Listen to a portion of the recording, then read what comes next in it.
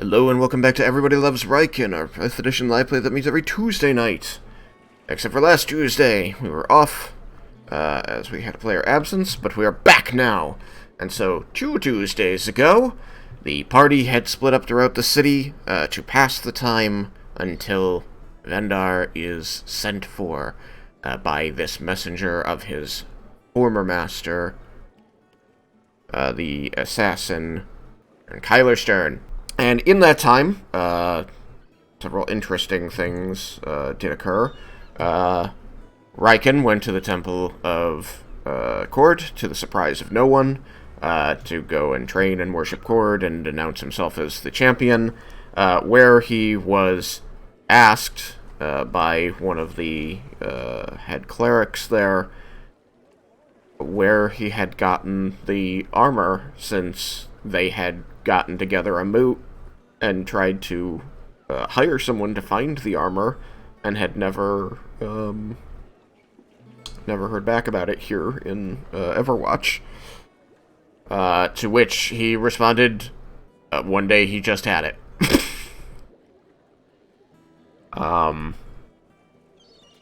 Jebel went looking for some reagents. It's a very developed area, so they were not easy to find, but luckily he happened upon someone who would help him, a corgi named Rooter, and her friend, a snake named Slink.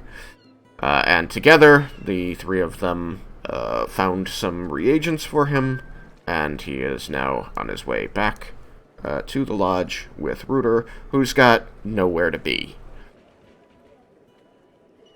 Vendar took Leah and Cyrus with him as he went to find members of the former army of the family Draknir that had been rolled into the security forces of Everwatch since his sister joined the royal family, to try to find someone who might know where exactly it was that his older brother, was taken from the battlefield those months ago during the siege of Everwatch.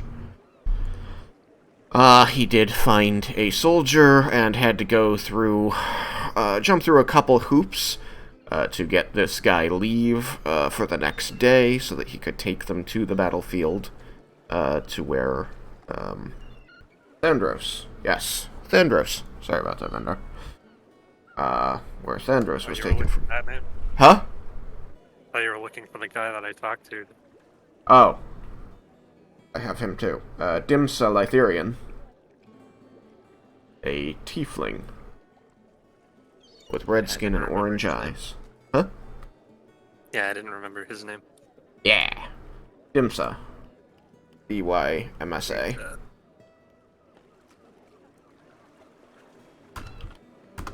That is why I made this list. Because, 217 NPCs is a lot to keep track of. And I didn't make all of them. So. Where was I? Right. Yukikaze and Laramendus went to the Temple of Ione, where Yukikaze was reading up on the gods and their interactions historically, as well as found himself into a print edition of one of the lectures Laramendus once gave on combat strategy. While Laramendus went to finally finish the story of Garland, so it is on record with at least one Temple of Ione. It is at this time split between two, so we'll see how that works out. And so at the end of last session, the groups in the 4 different directions they went were to be reconvening at the at Boar Hunter Lodge about 2.5 hours later, which, if memory serves, is about 5 or 6 p.m. Seems reasonable. Okay. So the party trickles in, over the course of, say, an hour, and you go about filling your time as you see fit, but I will give you a chance to talk or share any information once you are all officially reconvened here. Perhaps you're up in the room on the 3rd floor, but I've just got the tokens here for the moment, and you can tell me if you want that change. And then, once you've decided that you're all caught up, we'll skip on ahead, shall we? I'm good with that. Sounds good.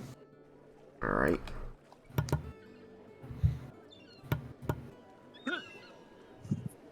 So we'll just say, Jebel, you are the last to arrive, as the others all, look up as you come in. All of you notice immediately that there is a strong smell entering the room with him, and you can hear the tack noise of canine nails against the wood. You see that beside him is a very dark brown corgi with its tongue lolling out of its mouth, its muzzle very discolored as it pants next to him. And with that, you are all gathered here now.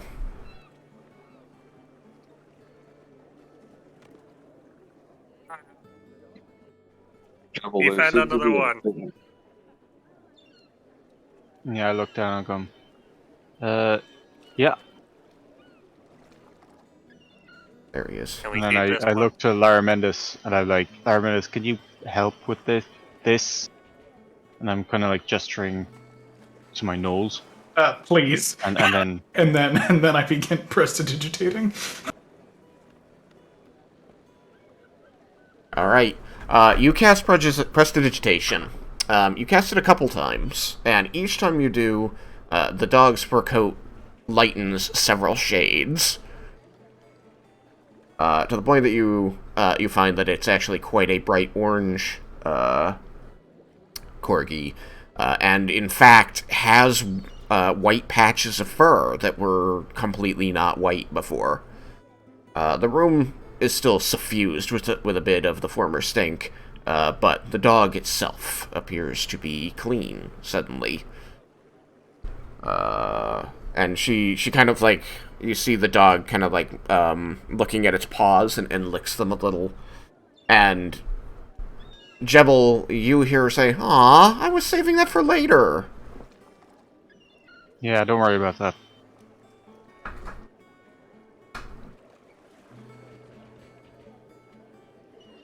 Prestidigitate the air a little bit. To Just try and just start picking patches within the room. This square foot. Yeah. Eventually, you could use it to create the smell of roses or some such flower. It was like jasmine. It Yeah. smells like jasmine in here, There but you like go. it's a recently dealt with garden, just because there's still underneath it all a little bit that can't be touched. Indeed. So, it begins to smell very flowery, the dog is clean, and Jebel tells her, don't worry about it. Worry about what? Or, you said that audibly, right? Hey. To us? No, I said it out loud, but do I speak in common or druidic when I'm talking to... When you're talking to the animals in this way, you are speaking in common. Oh, okay.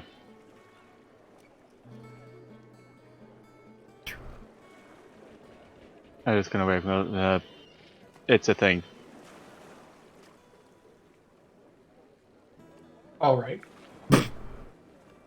Where'd you get the dog?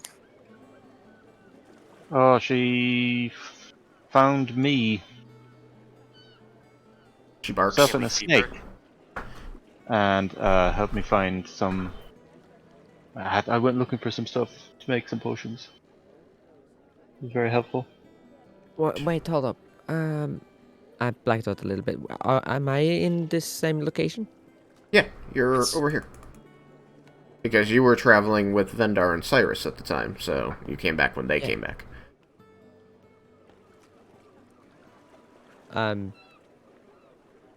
Okay. I'm like stepping back, like climbing up on this thing, which I'm now under the floor. Great. Whoops! You burrow into the ground to escape the dog. How? Oh, no, I'm on the. Okay, no, I'm over there. There we go. This game can be strange. Alrighty then. So Leah climbs up onto a table and puts more distance between herself and the dog. Not coming with us, is it? She, and no, I hadn't planned on that. That would be wildly irresponsible.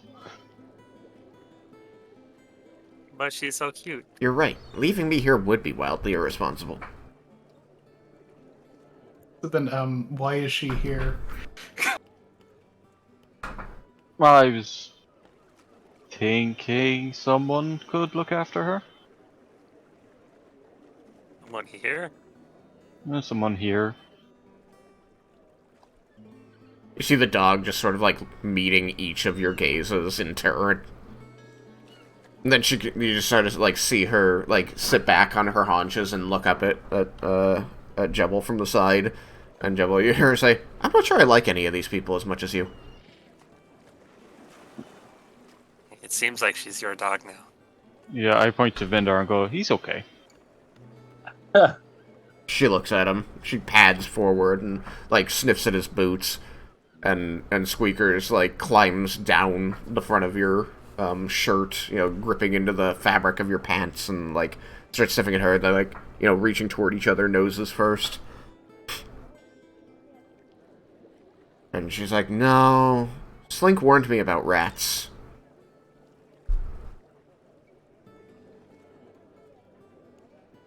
I'll give her a scratch under the ears. Or behind the ears. she rolls into it. She goes, "Oh, hold on. Wait." Oh, you're a cutie. She Once falls I'm belly over. She falls over. Start Wait, rubbing her told ya. belly. I might have new opinions forming. You're a cutie. Oh, did we establish what breed it was? Corgi.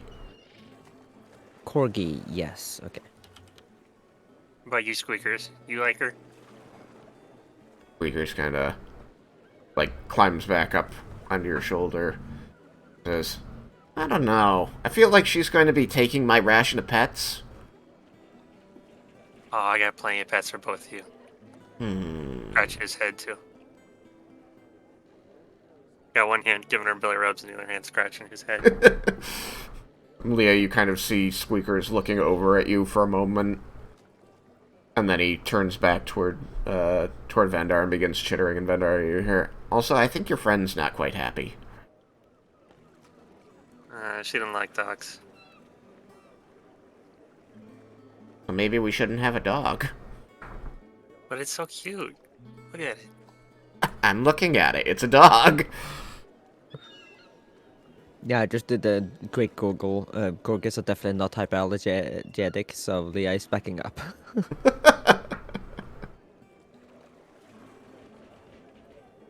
She is still just like laying on the floor, legs completely spread, as Vendar is giving her belly rubs.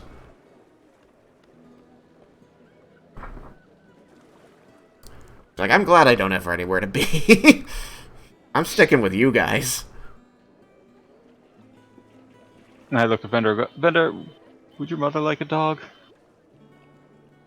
I mean, I can ask.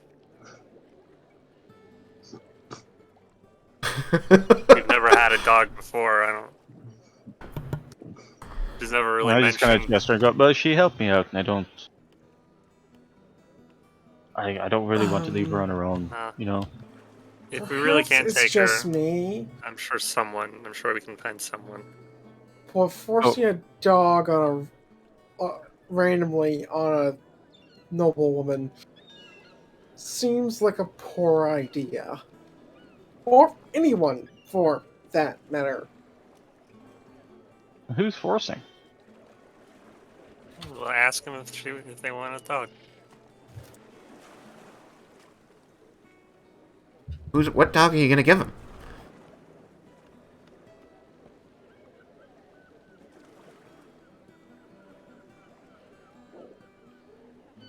Question: does the mansion exist when it's not summoned? No.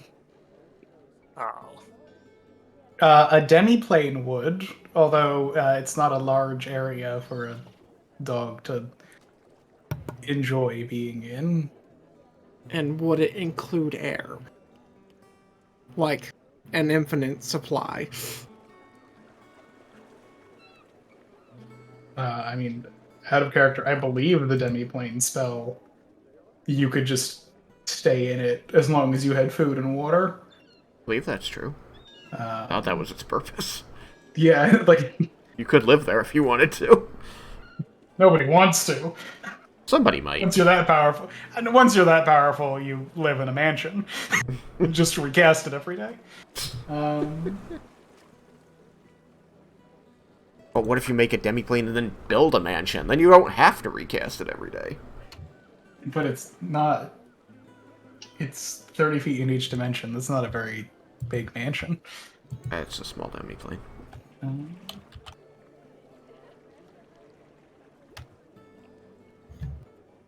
It does not say, and since it doesn't say, I would assume that it's perfectly fine for something to exist in it.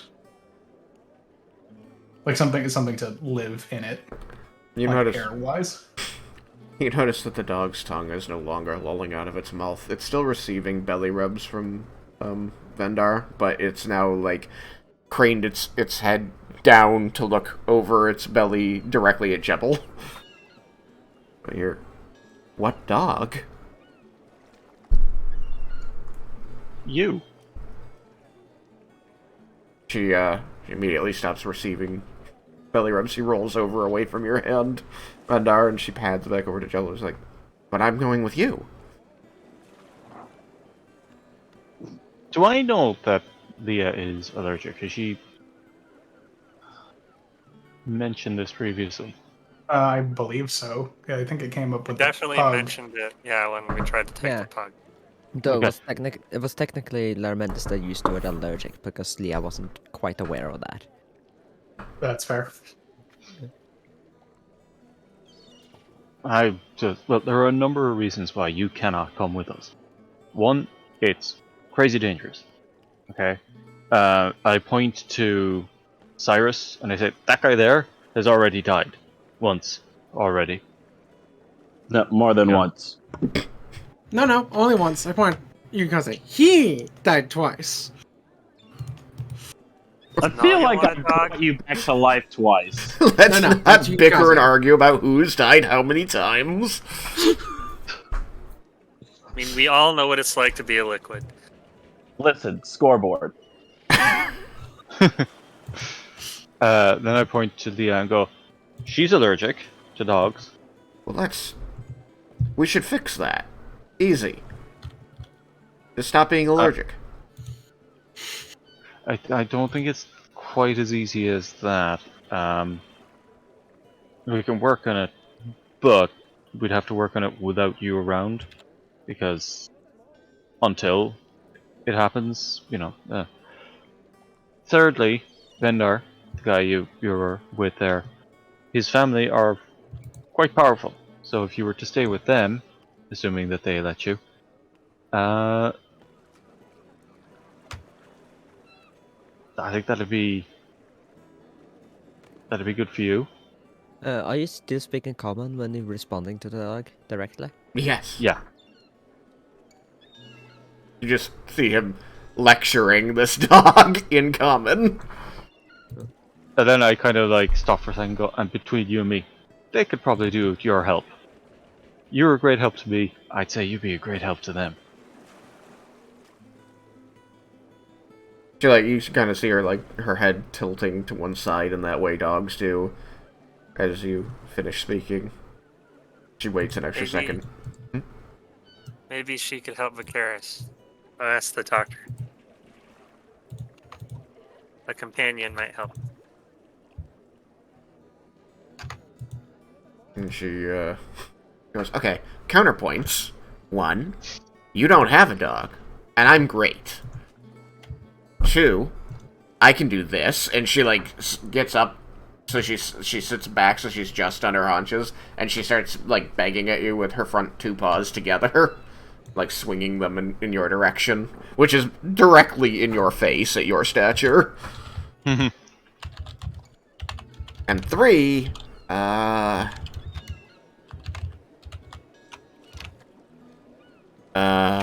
you don't know that they'll let me stay here. And then what will I have? Again, nowhere to be.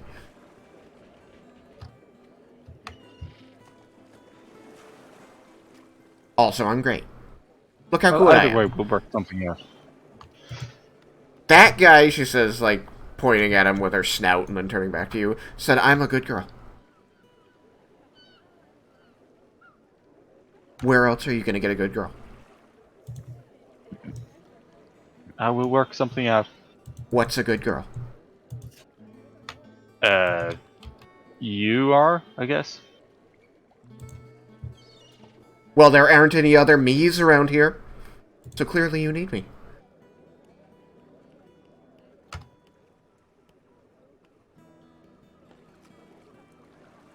I just look at Vendar and I'm like, I'm really not cut out for this. Are you kidding me? You know we only understand your half of the conversation, right? I get that. You have no idea how strange it is to try to argue with a dog. Oh, trust me, you have no idea how strange it is to watch someone try to argue with a dog. And lose. But who could be more qualified to take care of a Losing. dog than a druid? The But dog. do it on his once own, he was maybe, not- but not one that's going to be, surrounded by dragons. That's an issue. I just got a point. Alright, that is a good point. 4 squeakers. The first.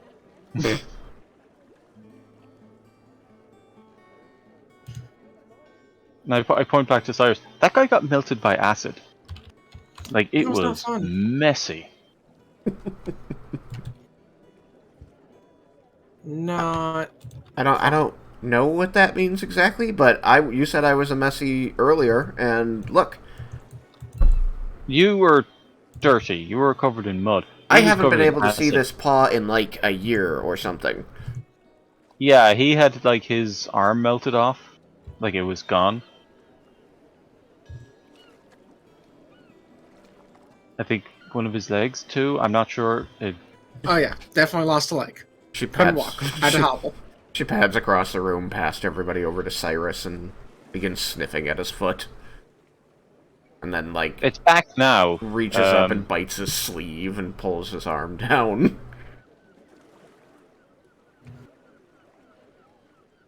You're lying. He still has them. He got them back. It was, it took some doing. Then what's the worry? Well, the worry is that you might lose a paw, or an ear, or a Leah. tail, or your entire head. Leah, I should point out that the dog did come across the room to Cyrus, who was near you, so she got closer to you. Oh, well, fuck off. Well, actually, I think I'm gonna jump over to this table. See Leah doing acrobatics trying to get away from this poor dog who doesn't have any clue what's going on. Lola is staying there, though, just watching over. Okay, She can fly, so it doesn't really matter to her, It's and true. she's not allergic. she's probably not allergic. You think Nala would want a dog? Do I think that Nalia would want a dog? I can answer that. No. Unless she can use it for experiments. I You mean, can out be of a little character, helper. I wasn't going to say that bit out loud. Neither was I. As you can see, that I didn't. I believe you have answered your own questions.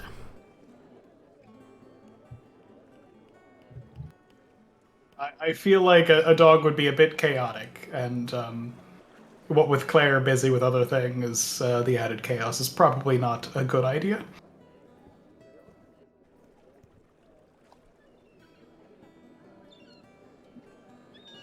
Really too bad the mansion doesn't stay there when we're gone. It'd be pampered by all the unseen servants. If only. Let's- So she pats back across to the entrance where Jebel is and like sits down in front of him. What country are we in again? Spara. Spara. How far are we from uh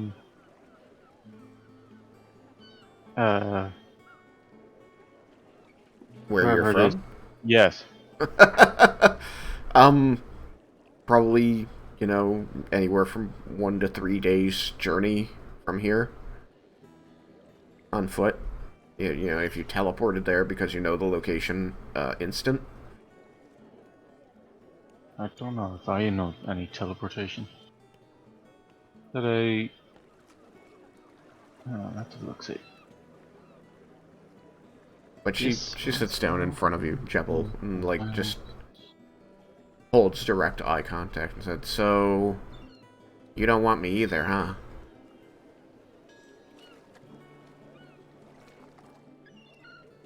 I'd keep you around, but it's just... Again, I point at Cyrus, and I go, that kind of danger, and then I point at Leah, who's probably like scrunched up against the wall, and go, and her, are just, those are I'm going issues. to assume you're referring to the danger I've encountered and not me myself. Yeah, sure. I mean, you have fireballed us before. Yeah. No, I have fireballed Yukikaze due to a weird room once. I mean, Yukikaze is still part of us, so therefore you fireballed us. No, because us is plural. I not fireballed multiple of you. Only one of you. I have to agree with Right, Raiken on Leah this. also It was an accident. fireballed us one time. It was a hailstorm. I couldn't see. We have been over this. Also, why is Hailstorm, that but it creature launched still a here? big ol' AoE right in the group. I didn't know it was right at a group last time. Last thing I saw was the enemies. It's alright. You didn't hit me.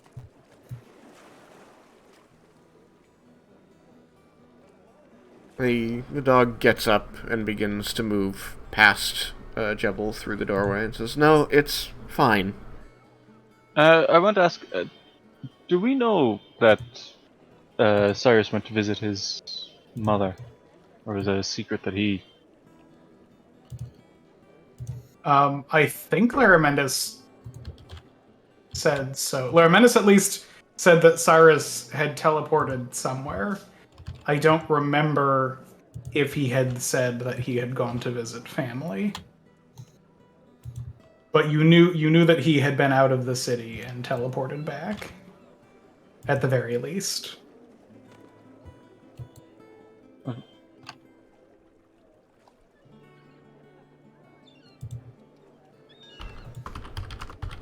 So I was just gonna say, do you need one of those gestures, like circles, to teleport to a specific place?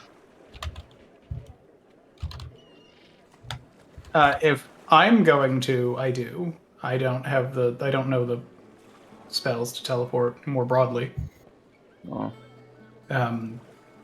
Cyrus does, and I suppose Leah technically does as well, in that with plane shift we can get to many kinds of places. well, I suppose at the moment only the Feywild and here, but we can use those to jump around in different places in the plains if we can take a bit more time. No, it's just because I turned to Ruta and go, Ruta here could stay with my family. We're not terribly far from here, but it is a bit out of the way. In what direction?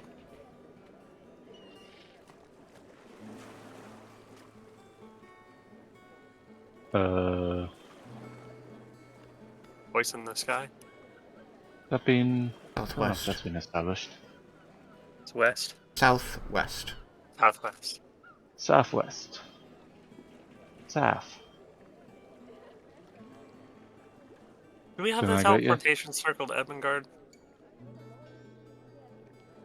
I don't believe any of you copied down a teleportation circle while in Ebengard, no? Well, we might need to go back to Evangard. You get to go the fun way. Or you get to go the more fun way with Cyrus. I mean, I have what might function as a decent link to there. And You're that going to is- have to tell me what you think that is, because I can think of nothing. The sword. It was No. made there. Oh, Evangard. Sorry, I got names of places confused. Never mind. Yeah. I don't remember that fact about that I have trouble keeping names straight. That's just on me. Okay. So, yeah, no. I got nothing. So, like I said, the more fun way with Cyrus. Yeah, no, I'm not doing that. Man, what is going Evangard on? north or south? Ebengard is north. I got the map Directly switched north. now. So now Unless I one can of go- them happens to have something that's of importance from there in the last 6 months. Ebengard is the most north. I don't remember if it was the most north or the most south. It makes sense that it was the most north. Stearn is the most south. I was getting Bromdor mixed up with Evangard. Oh. Oh, I mean, yes, I can get to. Well, I can get to Volinar. But as I said, I don't think that Nelia's in a position to want to handle the chaos of a new dog. Where are we going when we're done here? It kind of depends. We got a few things we need to do. Mr. DM, Yes. what do you think We use Mr. DM as my Yeah. father. over under is on my mom who lives alone wanting some furry companionship? God, don't phrase it like It's that. at least 50-50. Like, you don't... Like, unless you tell me, there's no reason that she would hate the idea of a dog. Can't think of anything that would fit for or against it offhand. So I might just make it a rule here in a minute. Ross would just say she likes dogs. I mean, I could, but if I don't have anything for or against it, I'd rather just go with a dice roll. Alright, you roll that die. I'm gonna quickly grab my food from the front door. It'll take me about 1 minute.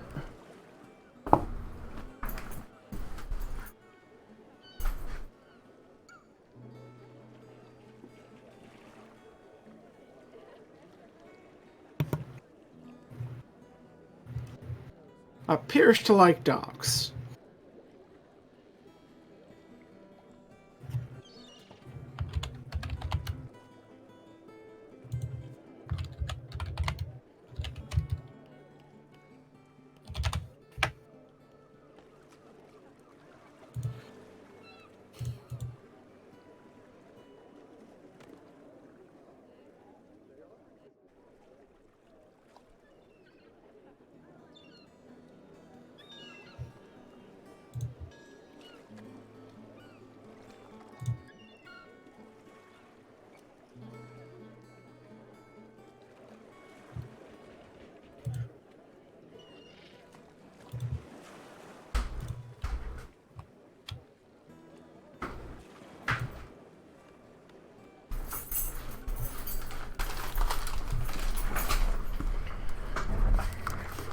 Sorry about the delay.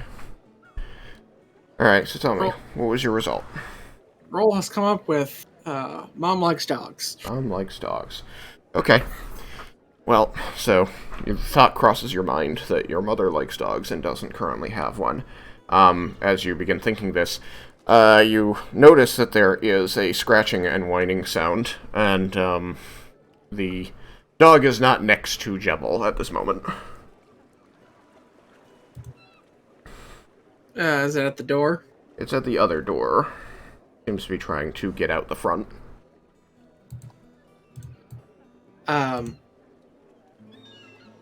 Jebel, is it attempting to find a restroom?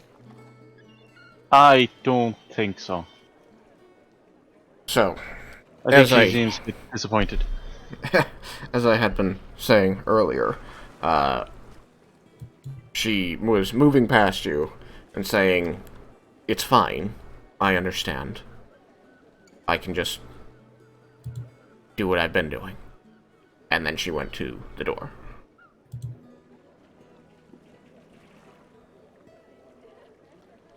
It looks sad.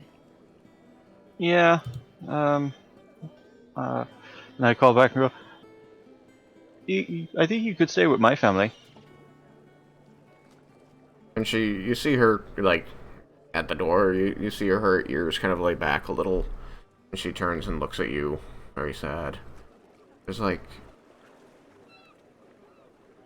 if it's not with you, I'll just stay here. Oh no, it's cool. We live in it is like a woody area, isn't it? Yeah. And they talk to animals too. Forest gnomes have like the ability to like communicate with small animals, but like it's gestural. So they Not can't sure. talk to animals like you do. Probably not. No. I wish we could just keep the talk. Mm. Maybe we could get it armor. There you go. From experience, armor does not help enough against fire. Or maybe we just put it in a pocket dimension when we face danger. And, all It's times when Leah's extremely around. expensive. Think about Leah. Why can't you just not be allergic to dogs? Why don't we just put Lee into the I pocket don't think it dimension? works that way. And no. I turn back to Rooter and go, no, you could stay with my family. We live in like a wooded area. So, I don't know if you like mud. There's mud. I've Small got plenty animals. of mud here. I just Oh, thought there'd be something exciting to do. If not, it's fine. Just well, there's a fine line between excitement and life-threatening danger. That's the main issue. well, Hey Cyrus, your dragon daddy can cast wish, right? I refuse to answer that statement until you give that more context. Did he cast wish to make her not allergic to dogs? No. Why not? Because the potential to get yourself killed casting that is incredibly high. Maybe there's something else we can do.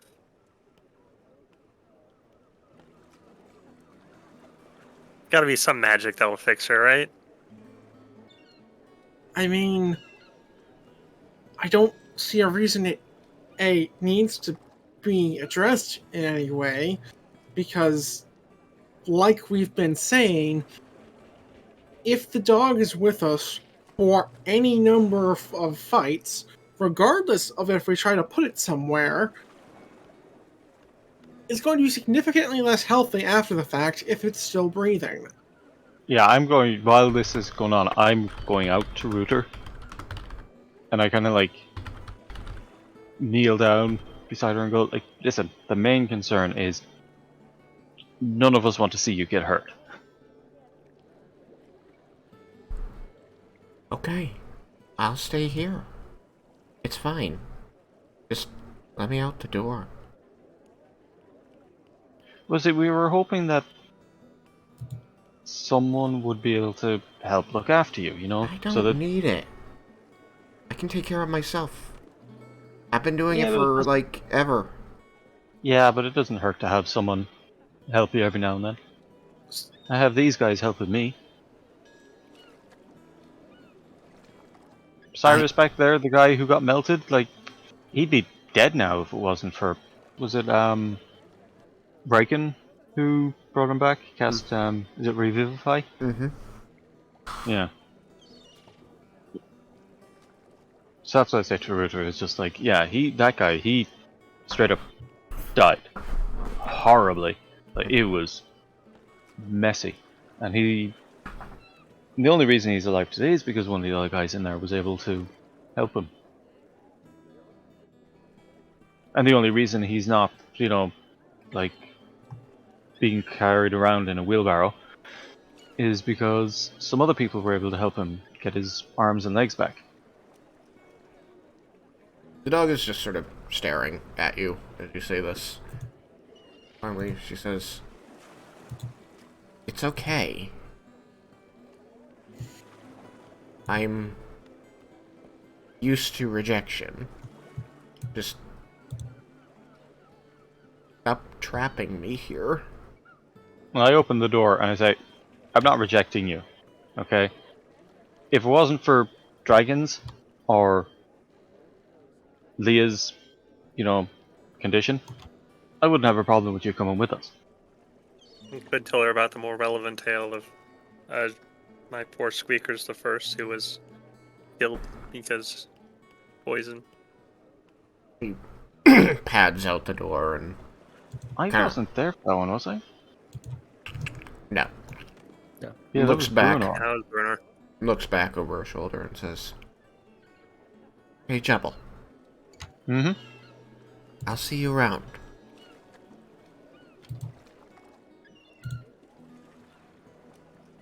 Yeah, well, you've always got me looking out for you. She holds eye contact for a few more seconds before turning and bounding off in the street. You hear some people like kind of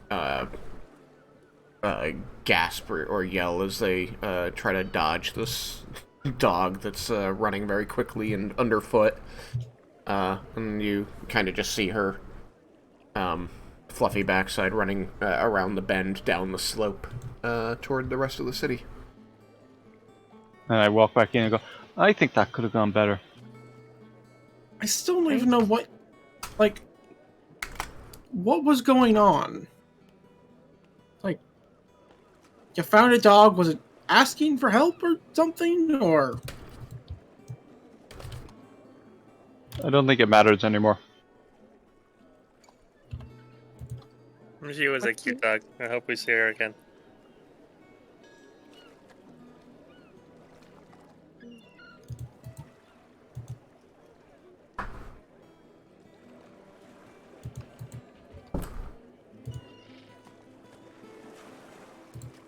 I'll hold Squeakers and give him belly rubs and pets. I can always love you do. I need to get out of here a little bit. It's hard to breathe. Yes, the animal dander is definitely wafting through the air and giving you problems by this time. Yeah, I'm getting out. The Getting initial some air. prestidigitation blast helped suppress it for a while, but Yeah. Did the dog get out? yeah, it's outside. It's gone. Yeah, okay. Because like, You know that So the Jebel door's went to the front door and opened it, Oh, and right. then came Right. back.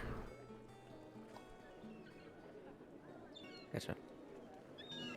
Still not going all the way out. She don't know if the dog is like right there or not. Okay. Yeah. It's a bit easier to breathe in the doorway, but you still kind of feel the feel like your face is a bit hot and your eyes water a little. There's a balcony on the second floor. Yes. It'll get there. Okay. You can go there. You can access it. There's a door on the west side of the building.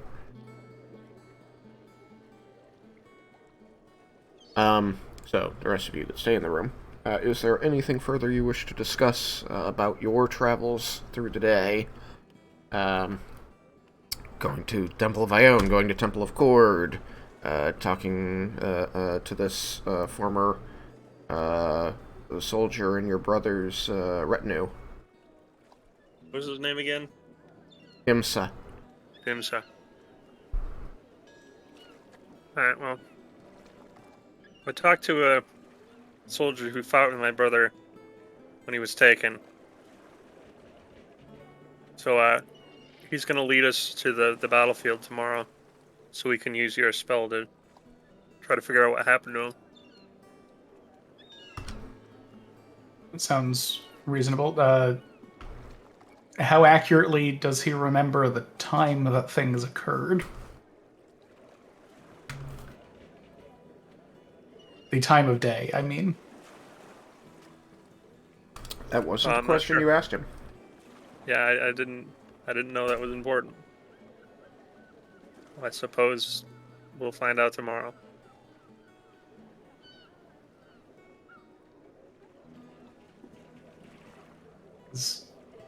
Out of character, the 8th level spell is an hour, right? I have it written in my notes.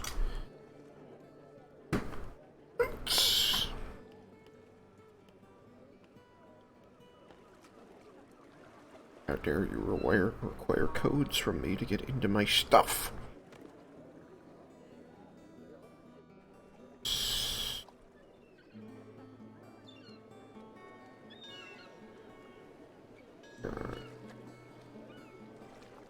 What? Right here. What?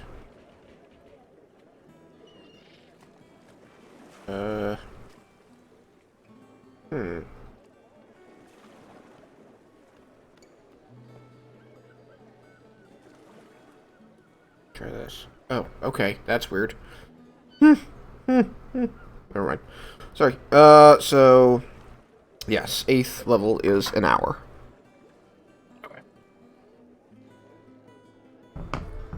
So, or I might as well say, at the highest level I can cast the spell, we'll be able to pick an hour's worth of time and interact with that again. So, hopefully we can get a bit of an overlap with when things were occurring. Hopefully. And how many of those slots do you have?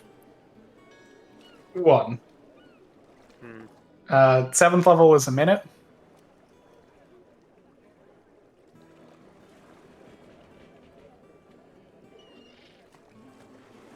Yes.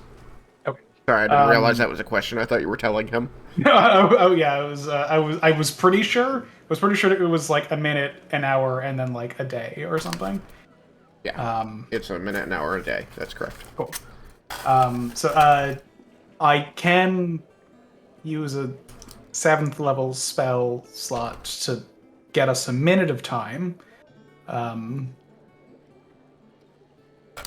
If we But, can't get it within an hour, I doubt we'll be able to get within a minute. I guess we could maybe try to use Commune or something to find exactly what time it was. That is a reasonable idea. Then, you break up about the house to do whatever it is that entertains you, whether this is reading, whether this is stretching and push-ups, whether this is writing in a journal, or drawing doodles, as you while away the hours. And the time ticks by through 6 p.m., through 7 p.m., through 8 p.m. Sorry, Before I mean, then, wasn't like I recall there being someone to just see about doing something with the girl from the Mages Guild, Or is that meant to be done the next day?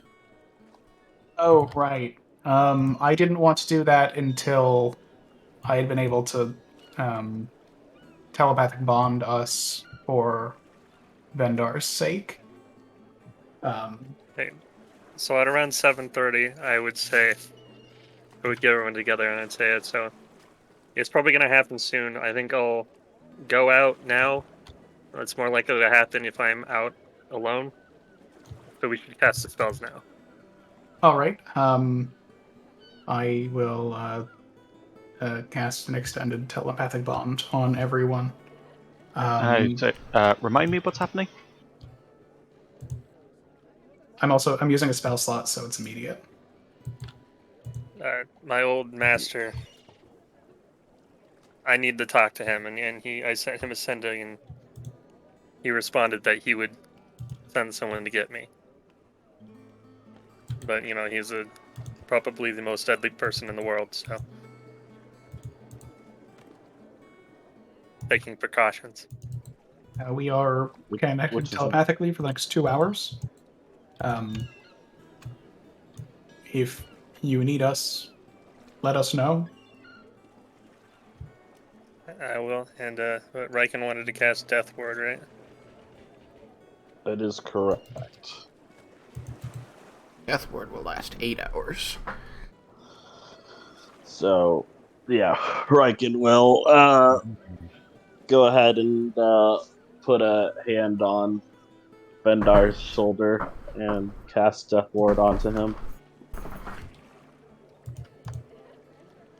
Thank you. Hopefully I won't need it.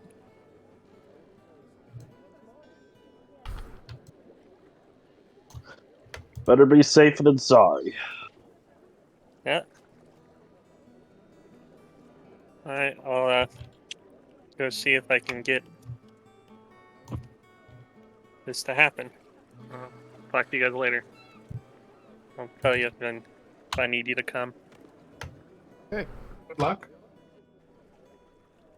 And, And Vendar will leave and just go wander about. okay. But I want to talk to Larmendis. Okay. Okay.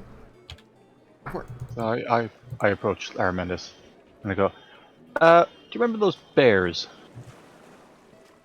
The ones that you had wanted to establish some sort of tribute for on the path between Volinar and the entrance to the Underdark that we used? Yes. I had kind of anticipated that we'd be back there a bit sooner. But if someone else in the area could maybe get started on that in our absence. I believe that we had told...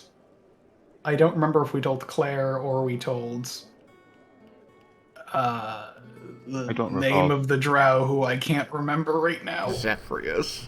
Zephyrius. But I know we told somebody. I don't think that they were just like, what the fuck? Because we were like, there are bears here, we need to offer them tribute. I think it was Zeph, because Zeph was the one leading you there.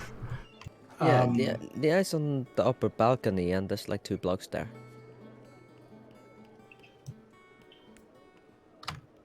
Yes, there are. You went out the west door, right? I assume you didn't go through Vicaris's room to get to the balcony. Yeah, I probably went out the west door. Okay. So then she would be over here instead, Yeah. I guess. There's 2 doors onto the balcony in the west, and then there's one in the east that is Vicaris' door. Yeah, and the one of them was open, so I just put her there, so... Yeah. I mean, I assume that when Vendar got everyone together to say that he was going off, Leah was one of the people, because it's now been hours since. Oh yeah, the but no, dog but Leah had been ended. missing since earlier, since the dog left. Right, but I'm saying, like, when Vendar got everyone together, did Yeah. he get Leah together as well? Oh. I assume so, yes, because we wanted everybody to be a part of the bond. Okay. Then, yeah, Leah, when you went up to the balcony, earlier, you would have seen the 2 blokes there. who are a man who looks a little bit like Vendar, but with longer hair, who was, at the time you saw them, seated in a rocking chair, looking out over the square in front of the mansion, and a man with dark skin with light-colored, kind of drapey robe-type clothing, standing with him and speaking softly to him. You can't really tell what the robed man is saying to him, but every now and then, as you stand here on the balcony, you will hear the man in the rocking chair shout a fragment of a word or seem to become agitated. You'll notice that his rocking in the chair is very uneven, and from time to time you do notice the robed man, putting out hands, passivatingly, like saying, calm down kind of gestures. It's all right. Yeah. She get bad vibes and go back in after getting the breath back. But I can't get through the door without teleporting, so I'm just gonna... Okay, yeah, there you go.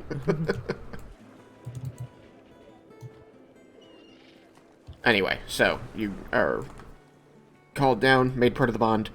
Vendar leaves. 7:30, 8 o'clock, and now Jebel is talking to Laramentis. Let me continue. You had asked about the bears and said that you were expecting to be back sooner than we have been. Yep.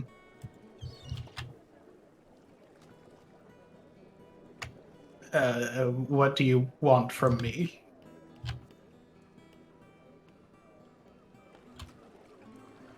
Well, I think if we're not going to be back there anytime soon, is there any way to check up on the progress or state of that, or encourage it along with anyone in the area?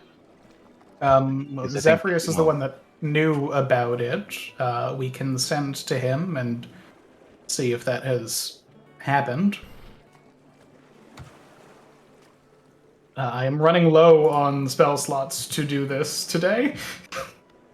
That would have to be a 6th level sending. I don't think it needs to be done today.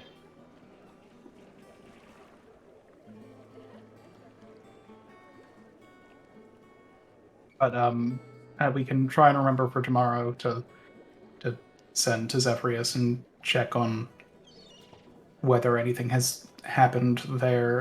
Assuming that nothing has happened, we would probably need to have larger discussions outside of sendings in order to get anything moving there.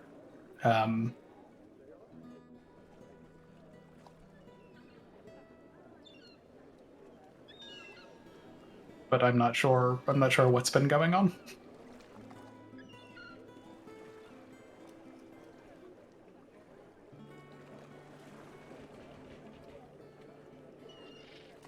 Okay.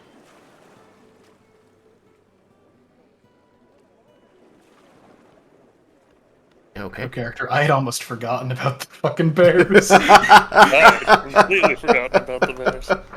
That has been on my mind. You know who hasn't every now and then, forgotten about every now and then, I'm just like, oh, Zephyrius, fucking because bears have I've to been be so dealt with. confused by the request. I was gonna say the bears. All of these are true.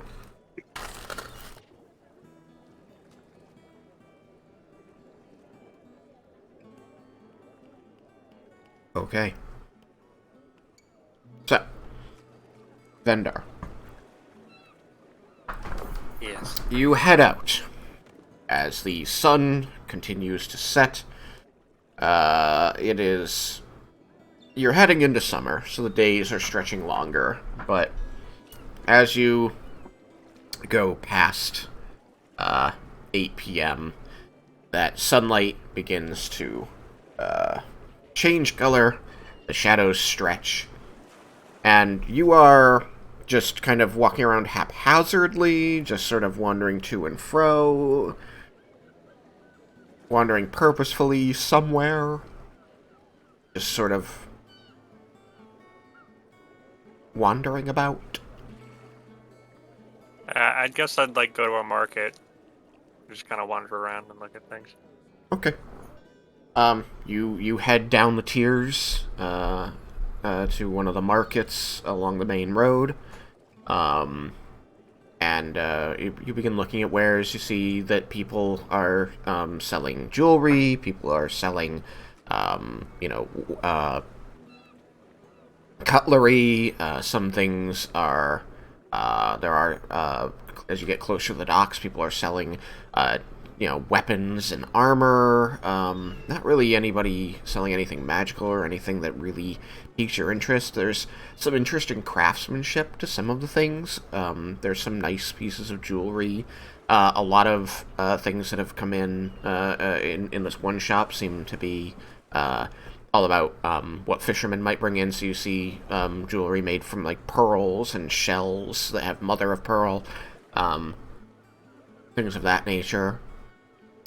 There's like a food stall, yeah, or something has something that I think squeakers might like. I'll get squeakers some treats. Certainly. There are people vending, and as the sun continues to set, you see some people break out the torches, placing them into sconces to continue to light stalls, but a lot of them begin to fold up. You go and you find a place that is vending bread and fruits, these types of items, and you get a couple of things that you can share to Squeakers. He seems quite pleased, nibbling away at the bread and finding, getting your shoulder all messy with juices from a cherry or a strawberry or some such. You you notice that sweet smell of this fruit as he eats it upon your shoulder. He says, "I don't really need this, but I like it. Thank you. You're welcome." It's really good." It's really good. Did you want some? I'll take one. He sits up and holds out a piece of fruit. You can see part of it has been nibbled away. I'll take a bite and give him back the rest. It's really fresh, really good. It was, worth the couple copper you paid. And you wander around in this way, checking out the market until all of the shops that aren't putting out torches close. The sun continues to set, and darkness overtakes the city. The shadows stretch long until there are no shadows anymore. It is just darkness broken up by torches, either upon the sides of buildings, on these market stalls, or in the hands of patrolling guards. Let's quickly update. Sun. There goes the sun. Doo doo doo doo. I will say that that you're coming up on or Lara Mendes will warn you that you're coming up on the end of the 2 hours for the spell. He still hasn't contacted me. No. I might be on my own. There have been a bunch of times where somebody else kind of seeming a bit bundled up or, trying to act overly casual walks through the market in your general direction. You kind of brace yourself as you believe this might be the moment, and then they continue walking right past you.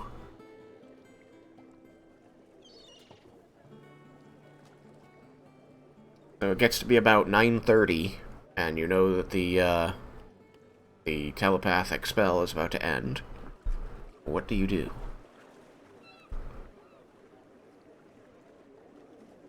I guess I'll let him know. I still haven't been contacted, so I guess I'm gonna have to do this on my own. See you guys when I see you. Good luck. If you come back, we can cast it again. Although it wouldn't be able to last for 2 hours. You still have 6 hours of Death Ward left.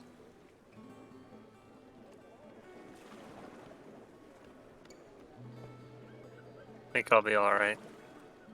Right, Didn't leave on the best of terms, but we were pretty close.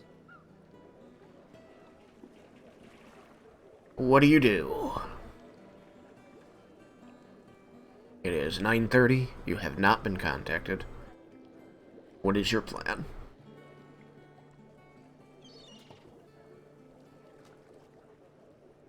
I guess I'll head back closer to the lodge. Okay. You head back up through the tiers, toward the Brilliant Plaza. Up here, guard patrols are a little heavier, but also a little more casual seeming. They carry torches. Several of them, watch you for a moment. What is on you at the moment? Do you have weapons obvious on you? Or is it just your armor and squeakers? Yeah, I probably still have my daggers, Mm-hmm. but I'll have the rest of in my bag of holding. And the bag of holding at your belt? Yeah. Okay. Then, yeah, you'll get some lingering looks from the guards, but as they get closer and that torchlight falls more fully upon you, from several, not all, but from several of the guards, you see a bit of recognition dawn across their voice, and they simply, give you a curt nod as they walk by. I will respond in kind. Um, Is there any benches or anything in the plaza? Yeah, around the plaza there are several stone or wooden benches, mostly stone just because without a good way of sealing wood, it would rot quickly. Find a bench in the plaza and I'll sit down. Alright. You sit on the bench and you watch as the late night persons begin scurrying to their final destinations. You see one or two more visitors from your vantage point to the to Boar Hunter Lodge. After a little over an hour, around 11 o'clock, you see one of the great golden doors of the Temple of Pelor swing open, and a line of people dressed as acolytes pass out of it, the last one closing it behind them, and they make their way from the temple to the Tower of Everwatch, being admitted by a guard at the door there.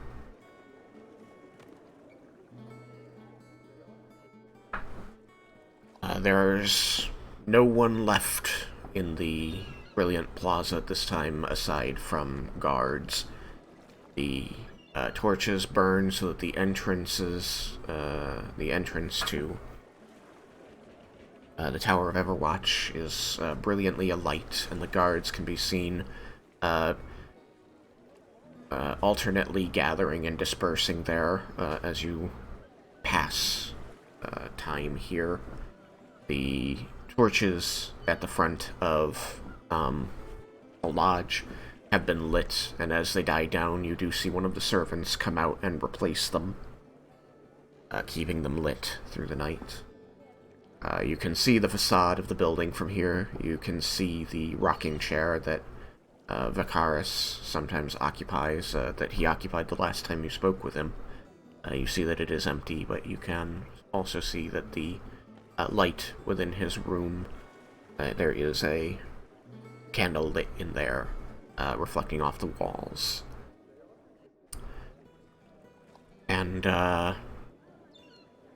And finally, around 11:30, that light goes out, as are already most of the other lights within Hunter Lodge. The only place really shedding true light at this point is the Tower of Everwatch, which, again, large torches, braziers around the main entrance, and then you can see light escaping from multiple orifices up the surface of this mostly natural stone-looking tower, with parapets and other extensions coming out of it, each with their own windows and portholes, many of which have candles lit within. You continue to rest on this bench, watching the paths of the stars as the night sky rotates around you, the moon passing in and out of view behind clouds. And without the sun warming the place, the night is breezy and cool. The calls of gulls have died away by this time.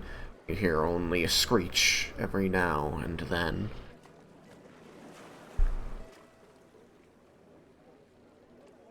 Around midnight, you see the door, the Temple of Pelor, open once more. And you see a person wearing acolyte's robes scurry through the darkness across the plaza, reappearing in front of the door to Hunter Lodge.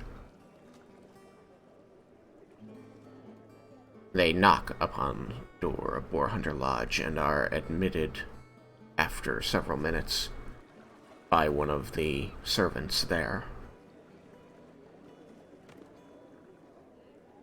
I'll go back to the lodge, assuming that's who's looking for me. And I expected that they'd be watching me. You make your way across the plaza back to the lodge, and you pull the door open. Or rather, you pull at the door and find that it is barred. But as the heavy door jangles under your hand, you hear the latch be thrown, and the door opens, and you see before you a dwarf with deeply tanned skin, wearing the white and gold robes of Pelor. And he looks you up and down and says, "Ah, there you are. The servant was just gone up to look for you for me.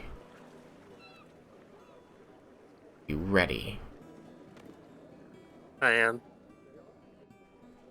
The servant comes back down a few minutes later. You hear his voice precede him. He says, "I'm terribly sorry, sir. It seems—" Oh! Master Vendar. I see you've found your guest. Yes, thank you for the service. Do you need anything further, sir? No, you may go back to what you were doing. Very well. He gives a quick, shallow bow, and heads back up the stairs whence he came. The dwarf shrugs at the departing acolyte, and then smiles over at you and says, "All right then, follow me. I'll take you to Kyler." Lead the way. And he quietly leads you across the brilliant plaza back to the Temple of Pelor.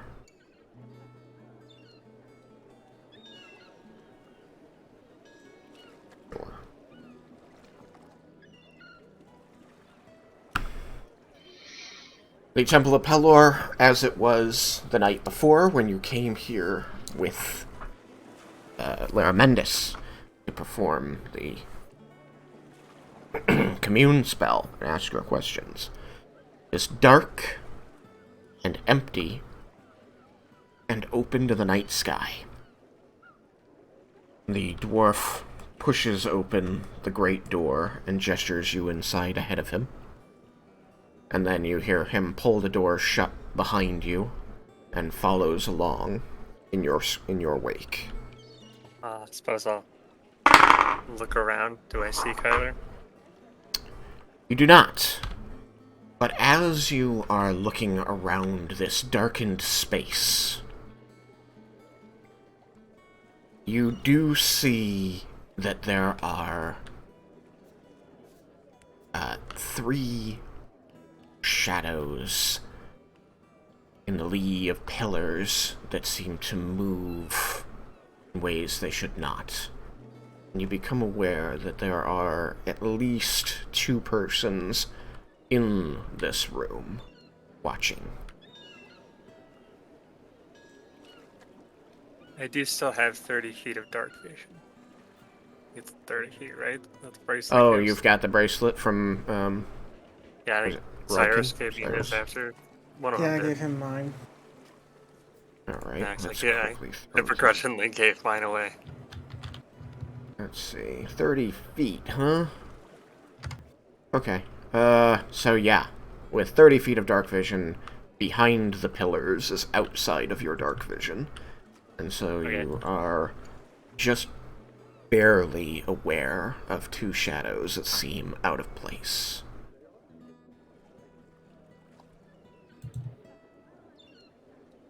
Just going to throw a torch on him to give a little light in here. Oh. I've been moving the wrong slider because I'm an idiot. I'm like, why does that keep happening? Because you're grabbing the wrong one, dumbass. Alright, there we go. And the dwarf makes his way into the center, ahead, and, moves past you, folds his hands behind his back, and turns towards you. Says, "Do you know why Kyler wishes to see you?" I wish to see him. I sent him ascending. And I'm hoping that we can move past the things that have happened in our past. Things I need to say to him, and hopefully he has things that he needs to say to me too.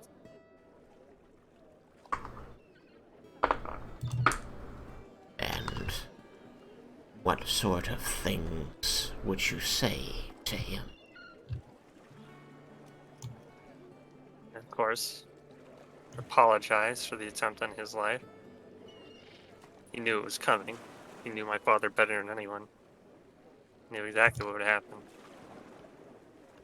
And that's, I assume, why he let me think I had killed him and left the evidence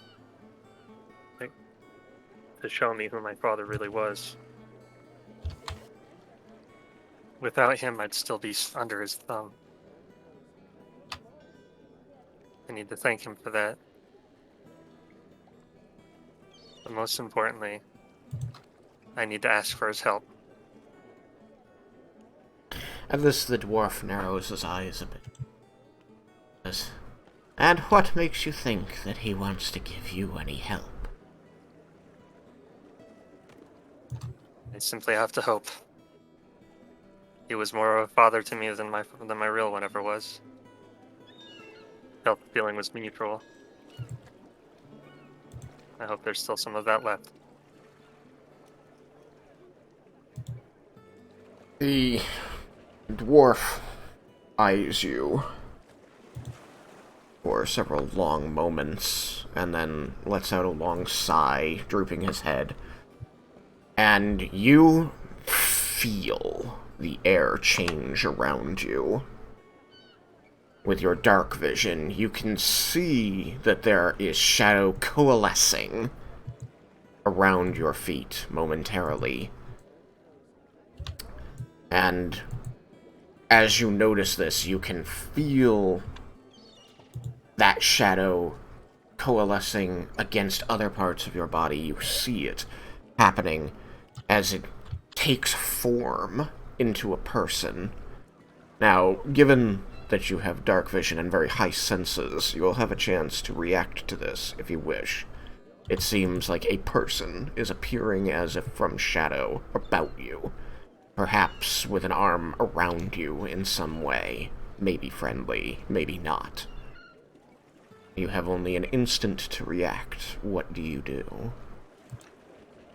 I'll stay calm and won't do anything threatening. Okay. Your moment to react passes. The shadow coalesces, and you find that you are in the grip of another human, possibly male. As they grip you from behind, and you feel the cold bite of a metal blade against your neck. And the dwarf before you shakes his head and says, "You know this can't happen ever again, don't you, boy?" I understand.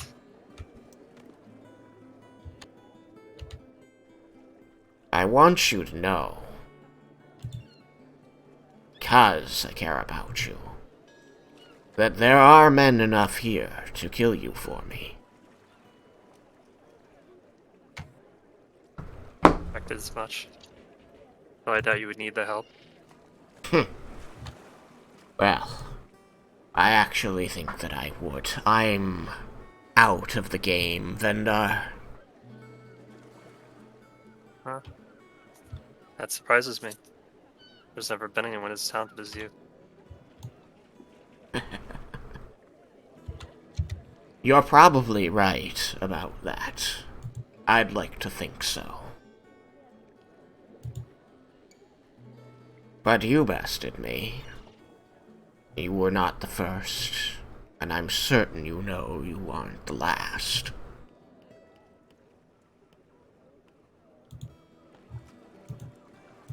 No. No, unfortunately, not long after our little ruse. Another client decided that I would be cheaper. They didn't have to pay me.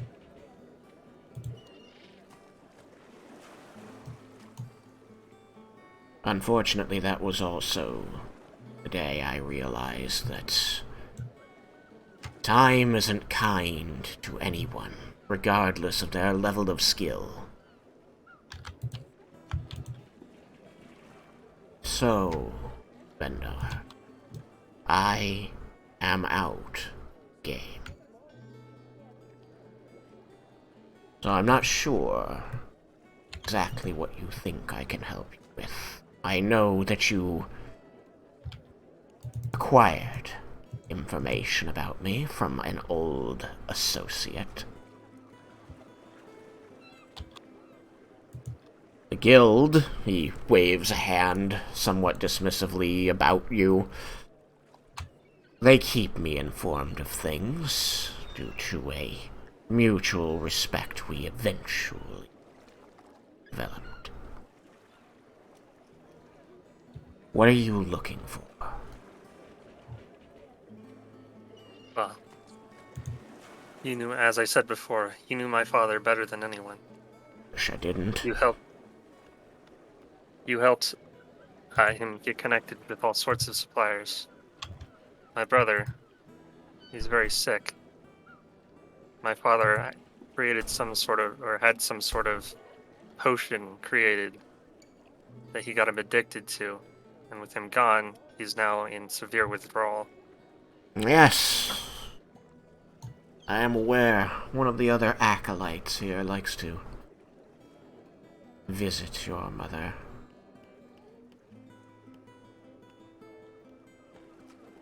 He smirks at you as he says this. So my hope is you can help me identify what this is and where my father was getting it from. Oh, I know exactly where he was getting it from. As you said, I helped connect him. Many of the people, which he obtained the things he needed to do his job, and for you to do yours. You're looking for an herbal alchemist.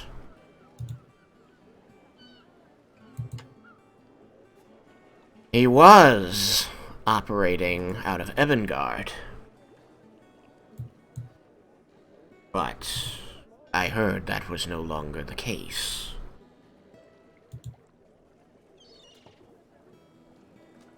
You know where he is now.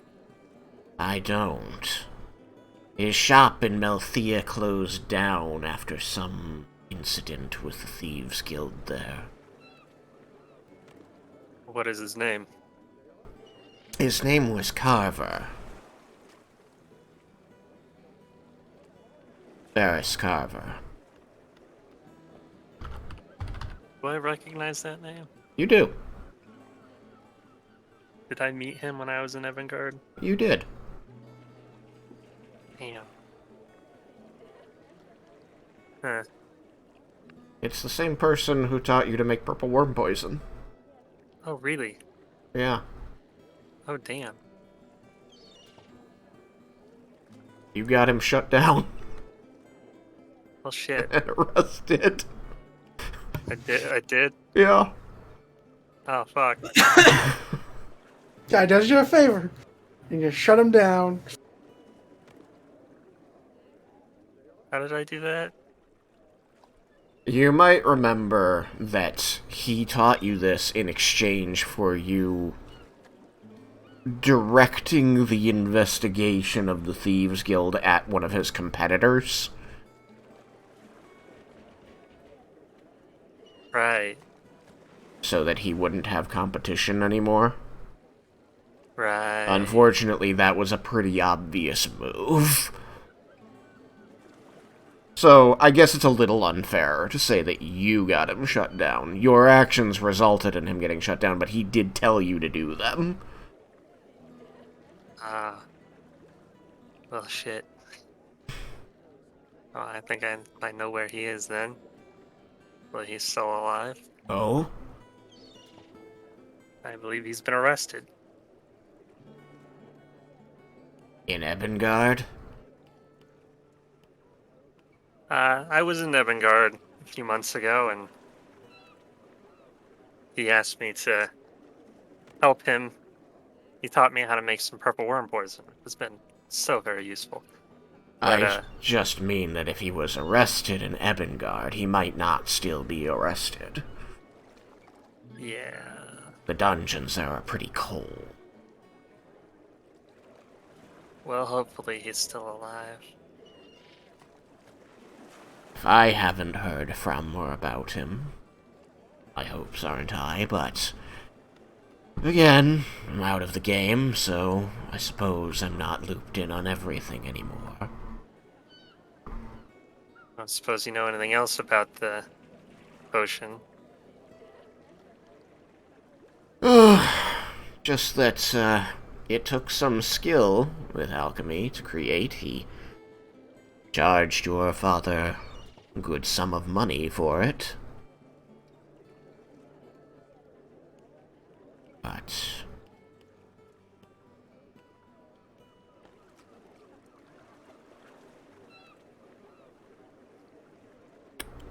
some of the ingredients. Yeah, it had some rare ingredients. I remember that. Look, if you don't mind hanging around, he says, gesturing at the person who is still holding you with a knife to your throat, I can check some notes. Maybe I have something use for you. I would be very appreciative. Alright then. And he's going to wander off into a deeper part of the temple area here for a moment.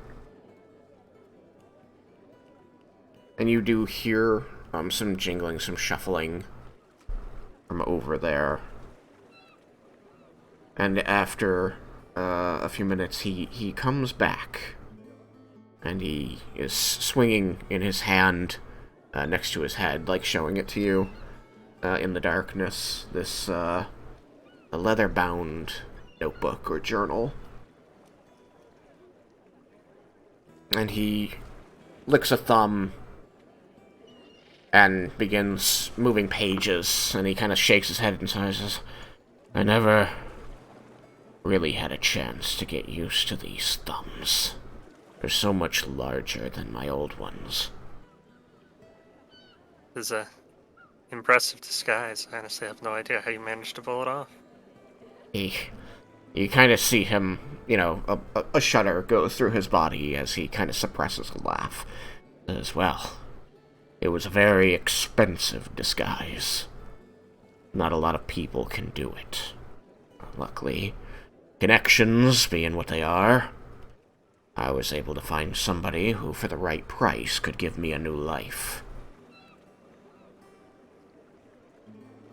Interesting that even once I had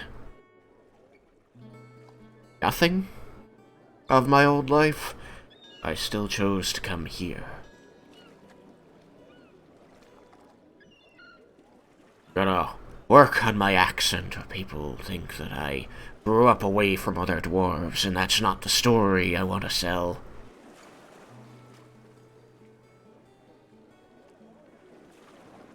I'm sure you'll manage. It's not a disguise, boy. They reincarnated me.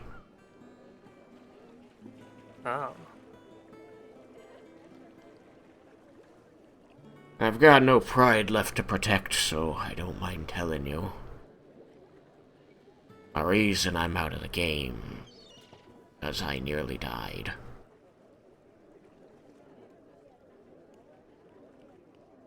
What happened? You happened, but, I wasn't expecting it this time. Same deal. I got complacent. I thought that I had this client figured out in the palm of my hand. They knew more about me than I realized.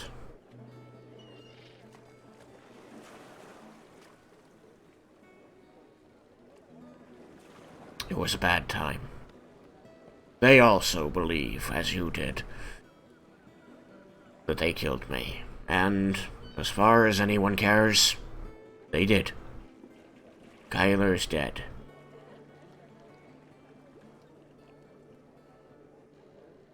Alright then. I certainly won't tell anybody.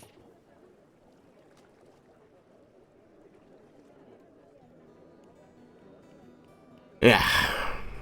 Well, you'd better not. First of all, no one would believe you. Second of all, if anyone did believe you, I would make it your problem. I And very much you, don't want that. you feel the grip of the person who has you tighten, and that cold metal that has been slowly warming against your throat digs in a little, and you can feel it break the skin.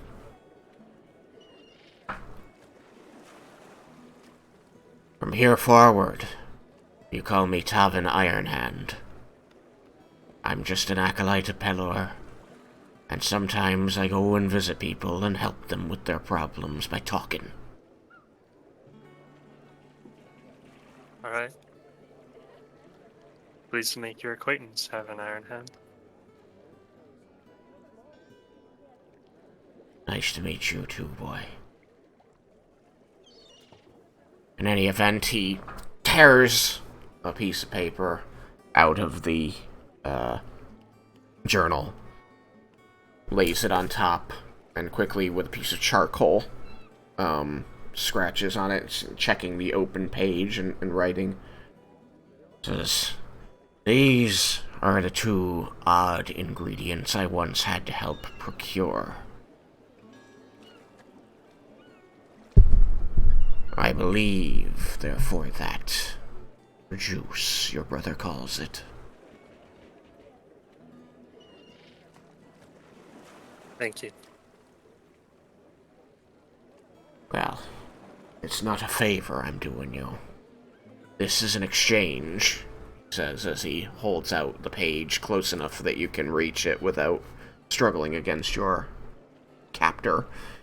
He says, "You're going to take this page. You're going to call me Tavin, and we're never going to discuss the past again. Or my new friends here are going to have a lot of money to collect from me." As you wish, Calvin.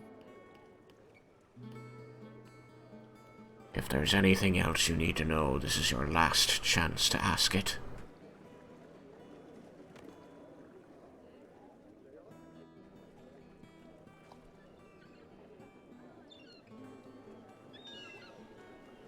I'm trying to think.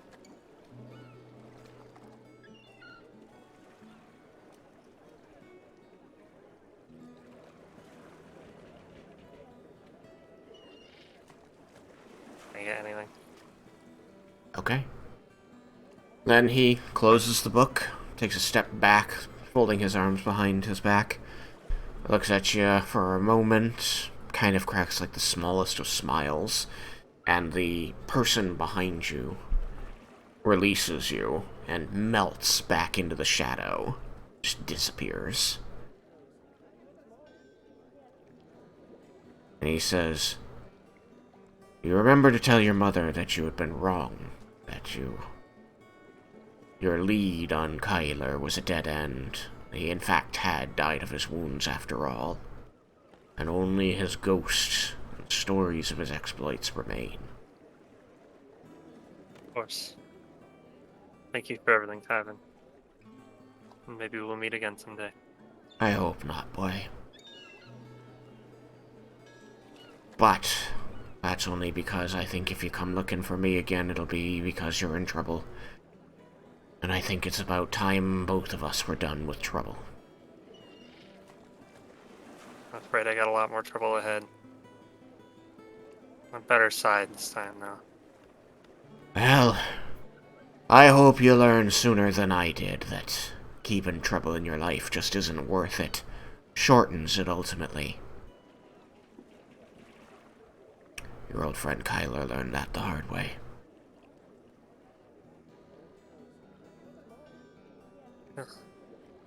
Hopefully I live through this all. It's certainly going to be quite dangerous. You're going to see shadows coalesce one more time, but this time beside Tavin. And you see a person dressed all in black, in tight-fitting jerkin and pants that give a lot of room for movement, with wraps of fabric around the hands and across the face, concealing almost all of it, except for these glittering blue eyes and the fact that the tips of pointed ears stick up through the wrapping. And they whisper to Tavin. Now, he's very close to you, and you have very high perception. So,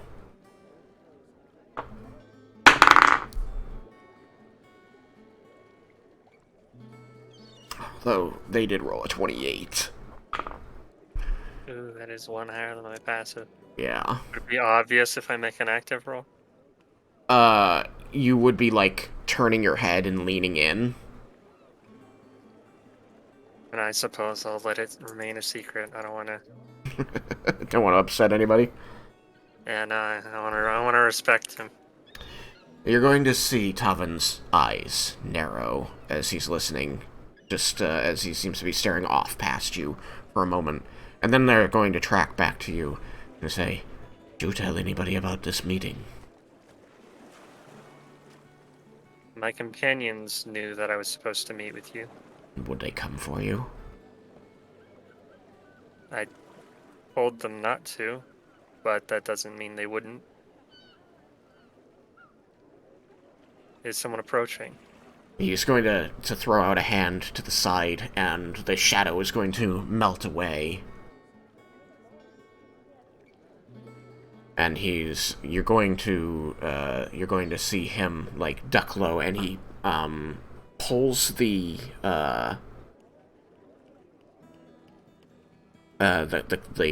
robe that he's wearing, the Acolyte's robe. Like, he grabs the back of the neck and pulls it up over his head and twists it, and as he does so, you see him vanish from view, becoming invisible. And he's just going to... You'll hear his voice as he says... He's suddenly close to you, though you didn't hear him approach. He says, "I don't know who they are, but they can't know I was here." I'll keep your secret. And you do feel a push of air. You know that he is moving past you, but you don't know to where.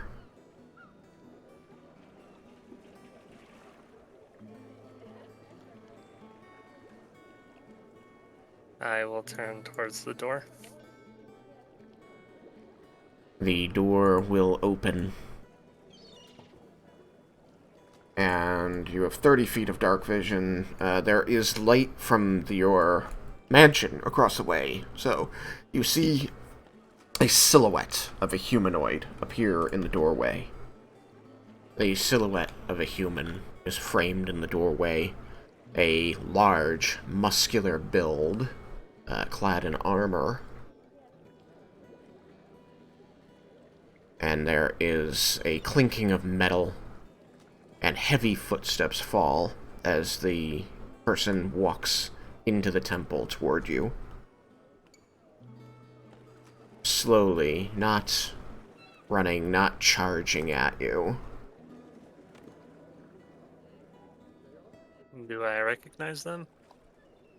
It's dark until they enter your dark vision. You do not. They do eventually enter your dark vision, and you can see that they are wearing plate armor over their body. They have a cape flowing behind them, and strapped across their back, and so not in their hand at the moment, is a large-headed maul. As they get closer, you can see that the head of this maul is intricately decorated and carved with symbols of the Raven Queen. And runes. It has a spike in the top center of it as it rises over their shoulder, which is covered by metal pauldrons. And they stride calmly, easily, authoritatively toward you, stopping about 10 feet away.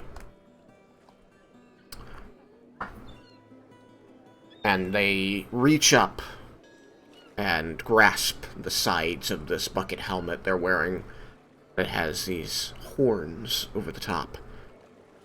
And they lift it off of their head and place it under their left arm. And you can see, with your dark vision, that they are human. A man, strongly muscled, with a sharp jawline, dark hair that falls around their ears but goes no further. They have a beard and mustache, and scars on their chin and face, and one of their eyes is entirely, solidly, glitteringly black. And they seem to be looking you up and down. And then you see as they look above and around you.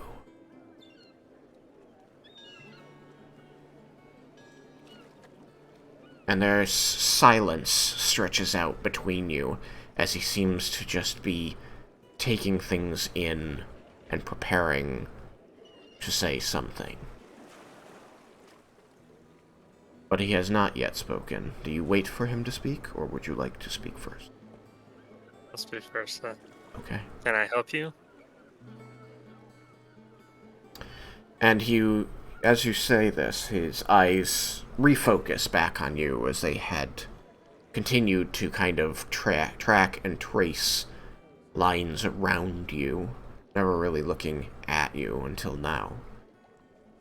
And you see his one good eye narrows a bit, and he says in a deep, gruff voice,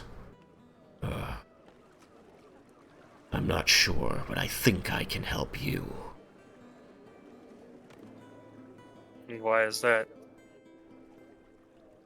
You seem to have a problem that you might not be aware of. One that concerns me and mine. And it's my job to see that problems like these are dealt with quickly. And what might this problem be?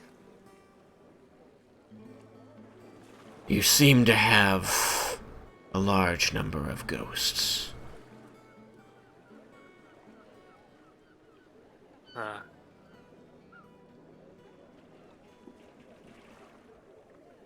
You don't And how is sound that your surprised. problem? How is that my problem? He kind of readjusts his grip on the helmet a moment and leans the shoulder that has the head of the maul against it towards you, sort of emphasizing its presence, and says, I am a cleric of the Raven Queen. And it's my job to make sure that all souls make it to her realm.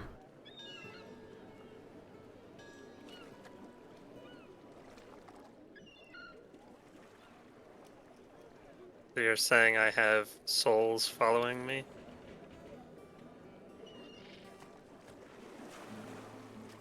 It's not unusual for people to collect a soul now and then for a short time.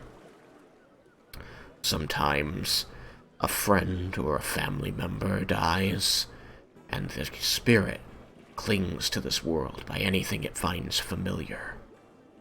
Usually eventually breaks off and finds its way to the Shadowfell, to my mistress. You have several, perhaps dozens.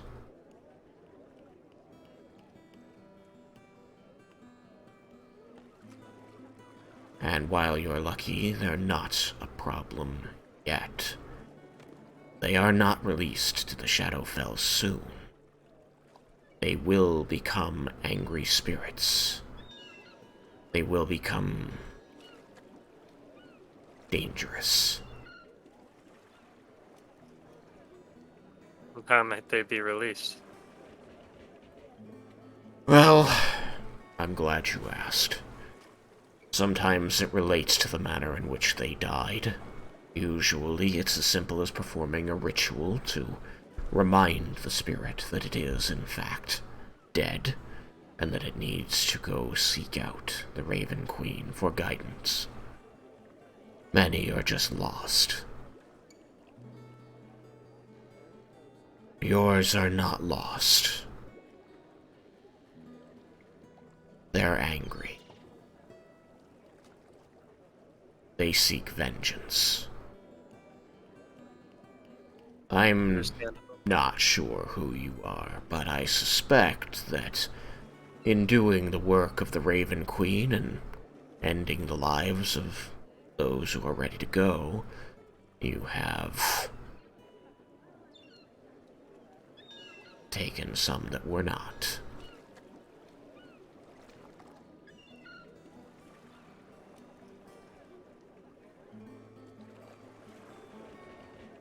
Yes, that is true. Is there any way I can release them? Well, we can try a ceremony. That often works with, as I said, spirits that don't know, that got lost. And it may work on some of the spirits here. Some that have just gotten caught up in the emotion wrapped around you, stuck like tar. But some of these others, reparation will need to be made before they leave you.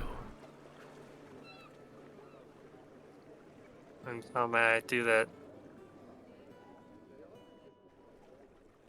They are already dead. What can I do to make up for their deaths? Usually, offering something unique to them that they might have wanted in life. Other times, seeking out their family members and ensuring that those are understanding of the position you took.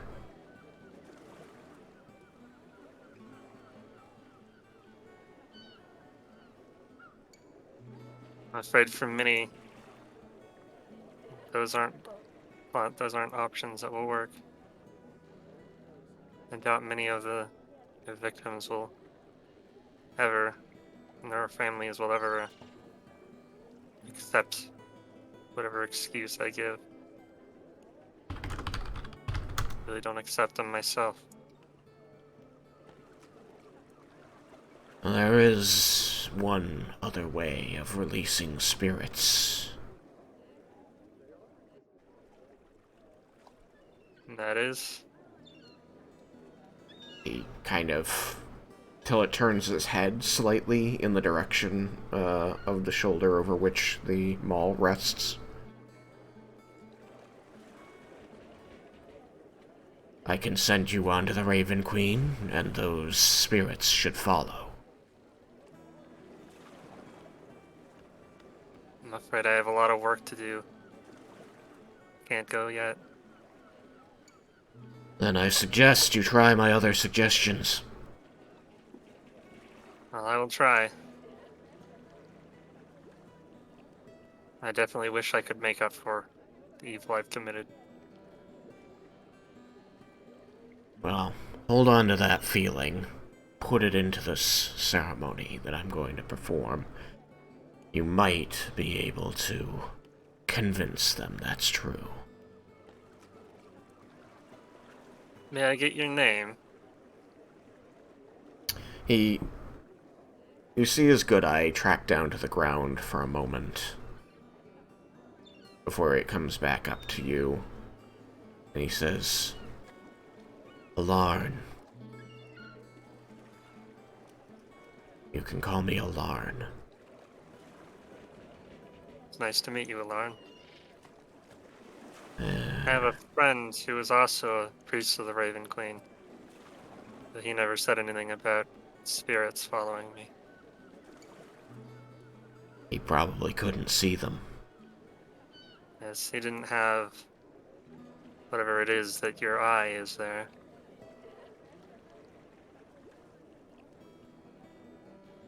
Yes. He kind of reaches his,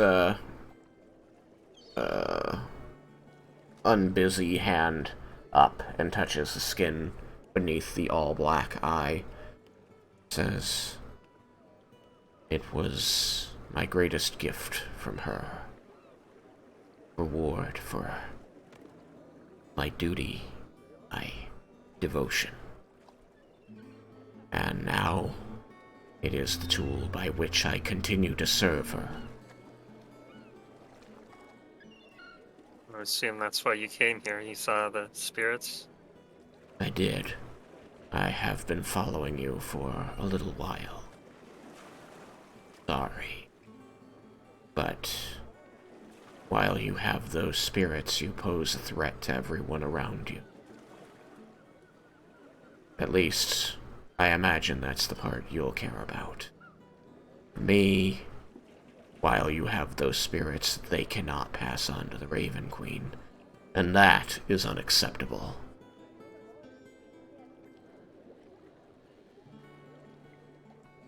Well, I'm willing to try.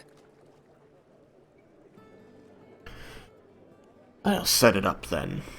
And he places the helmet on the ground, pulls out a pouch, and begins sprinkling things onto the ground and saying words in a language you now recognize as Celestial.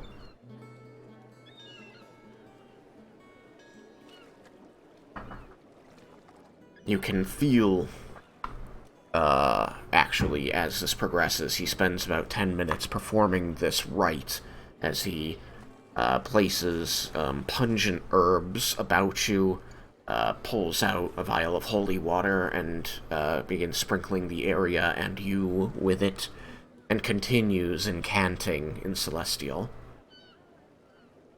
And eventually he says, "State your name and the fact that you wish to apologize for the actions that caused these spirits to attach themselves to you."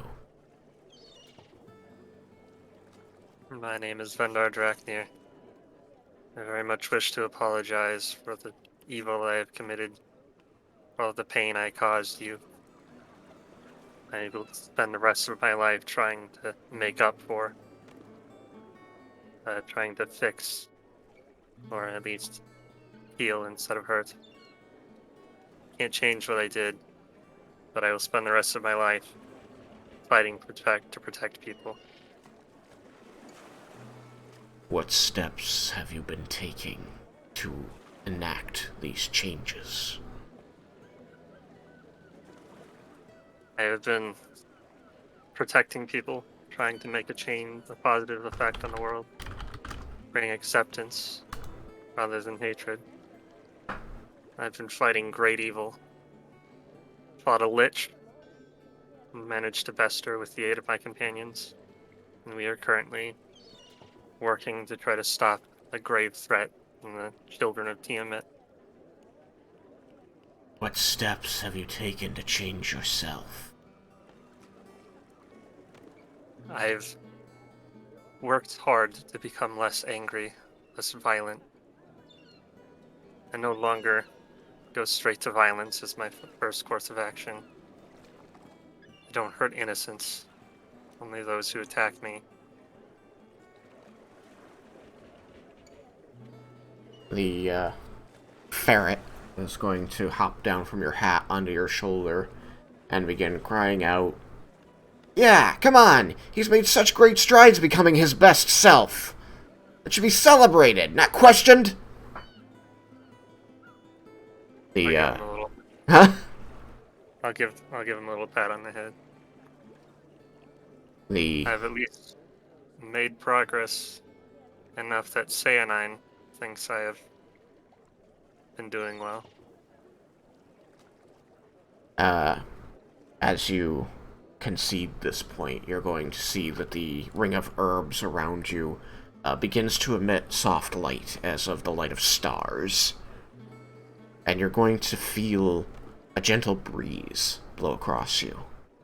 And you'll actually see him, as he was looking at the ferret very confusedly, suddenly his gaze shifts up over you. And you actually kind of see, like, almost a barest hint of a smile curve his mustache. Well, that got their attention. Good. And he looks aside for a moment, and seems quite distracted before he turns back and says, "You refuse to challenge." There was a young man who came for revenge that he rightfully deserves. He wanted to fight me. Truly, I believe he wanted to die. But I wouldn't kill him. I'm not that man anymore.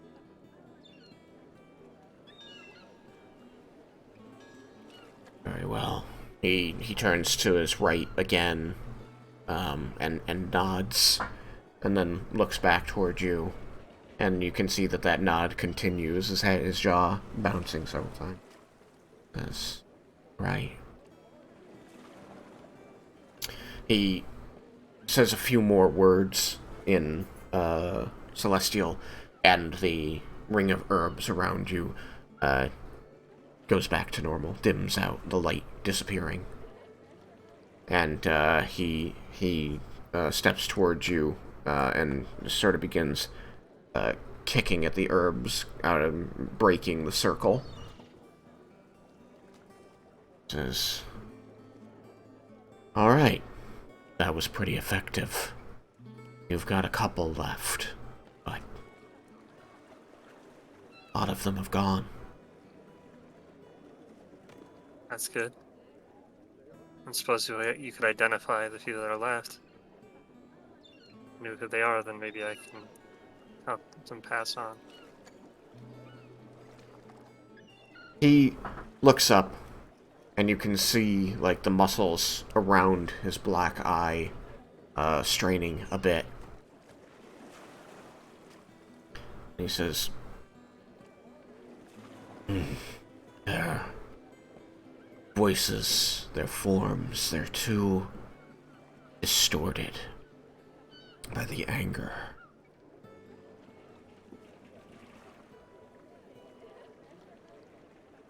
But there is something I can do, if you will let me perform one more rite." Alright. He begins going through his bag again and taking things out, and he kind of says, without looking at you, just as he's gathering things, "I can perform a rite on you that will help direct your emotions, such that you feel pull. This might help guide you toward the people that need you to release these spirits. It's going to connect you more fully to the spirits.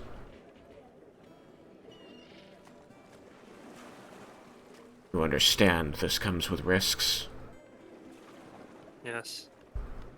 You And accept those risks. Is there a time limit on this spell, or is it permanent? It will last until you release these spirits. I can tune it to them." Alright. Well, I definitely wish to help them move on. I would I'm willing to recommend take the risk. not taking much time. And this warning I do make for your sake.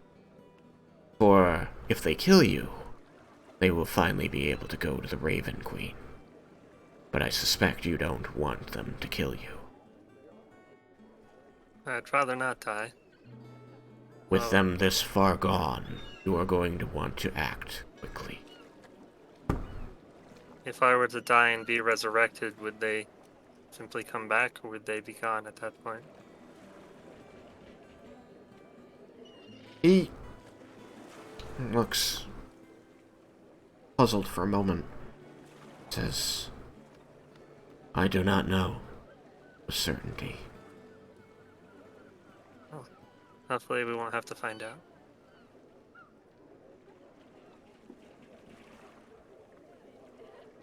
As I said, if you die, they will follow your soul to the Raven Queen.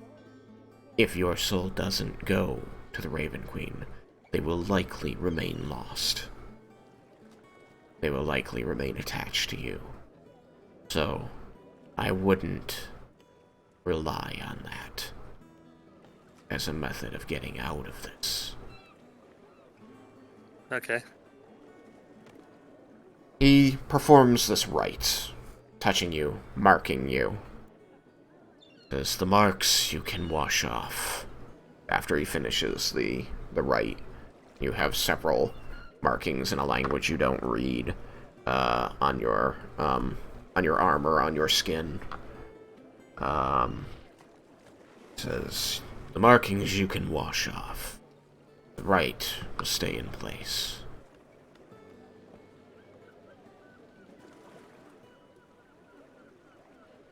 For future reference, if you perform one of these rites, whenever you take a life ways such as these, you can avoid these ghosts becoming attached.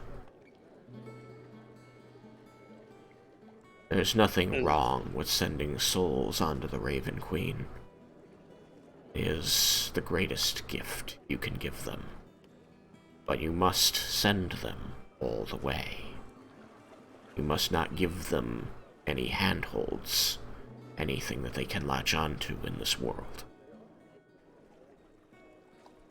And is this the rite I can perform, or do I need a priest of the Raven Queen? I can teach it to you, but you have to mean it. Okay. Alright. Then he'll spend a couple hours drilling in the ritual to you, allowing you to write notes down so that you can remind yourself later, but trying to make sure you know it by rote. Alright. It is the wee hours of the morning, about 3 a.m., when he finally takes a step back from you, says, I think that's about the best you're going to perform this, and it should suffice.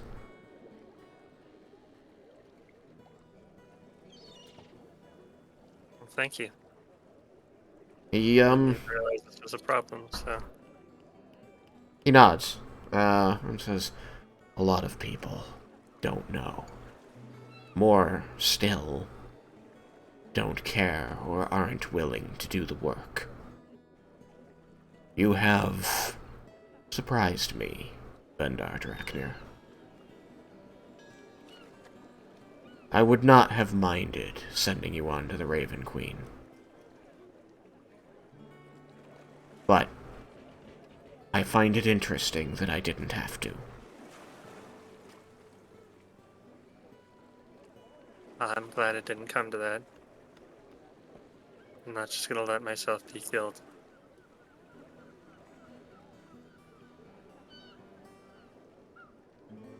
He, you, again, almost see, like, a little smile bending his mustache. And he says, oh, everybody goes with a fight. And that's why these rituals are so important. Because once the body stops fighting, spirit starts its battle. And we must ensure that it too loses. There is nothing to be gained by remaining tied to this world. Everything to be gained by going realm of the Raven Queen.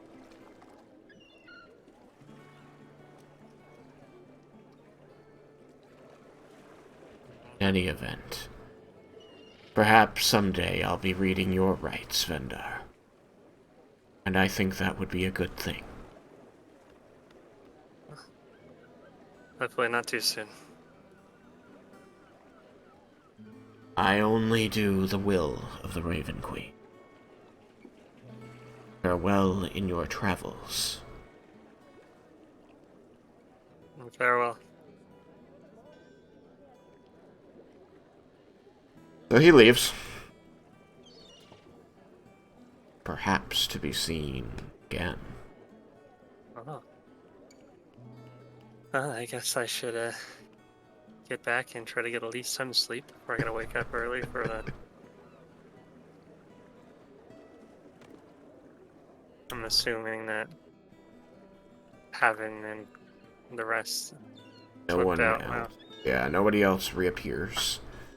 Outside, as you cross the Brilliant Plaza in the early hours of the morning, you see only guards patrolling. Several look rather tired. They seem surprised as they notice your silhouette passing in front of the lights of the mansion. But they are too far to say anything to you. You head back inside and up to the rooms. I don't know, possibly Laramendas is awake just because only needing 4 hours. Or he might be asleep. You tell me, Lar.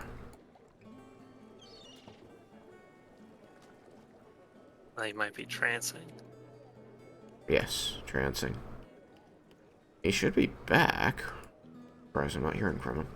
I was muted. Ah, So I am trying to think if he would want to trance immediately so that if it took more than 4 hours, he would. I think he would wait as long as possible to start trancing. okay.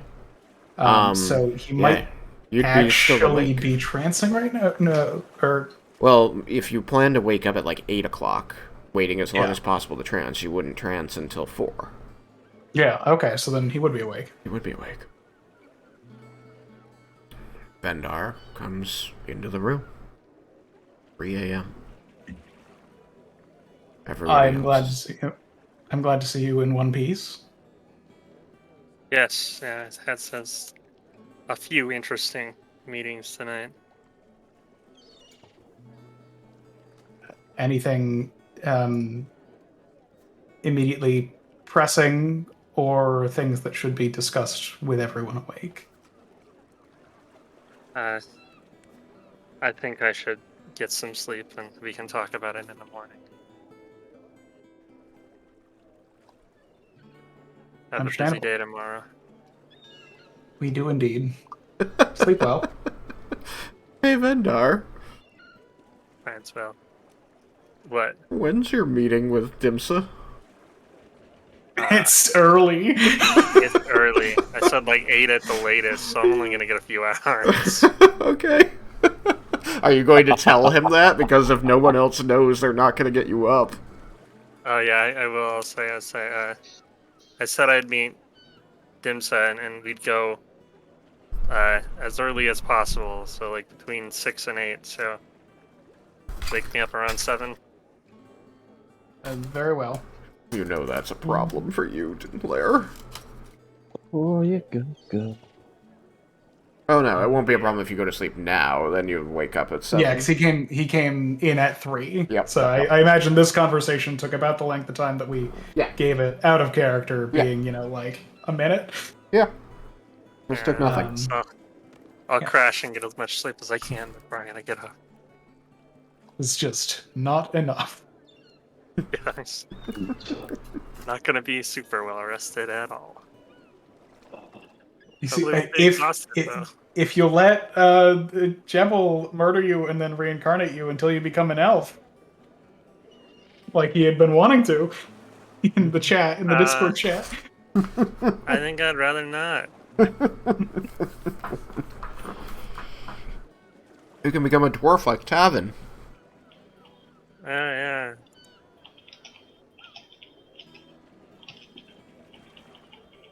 Alright, you two go to sleep, or trance. And, 7 a.m. rolls around. Lair, you are just rested enough. Your trance ends.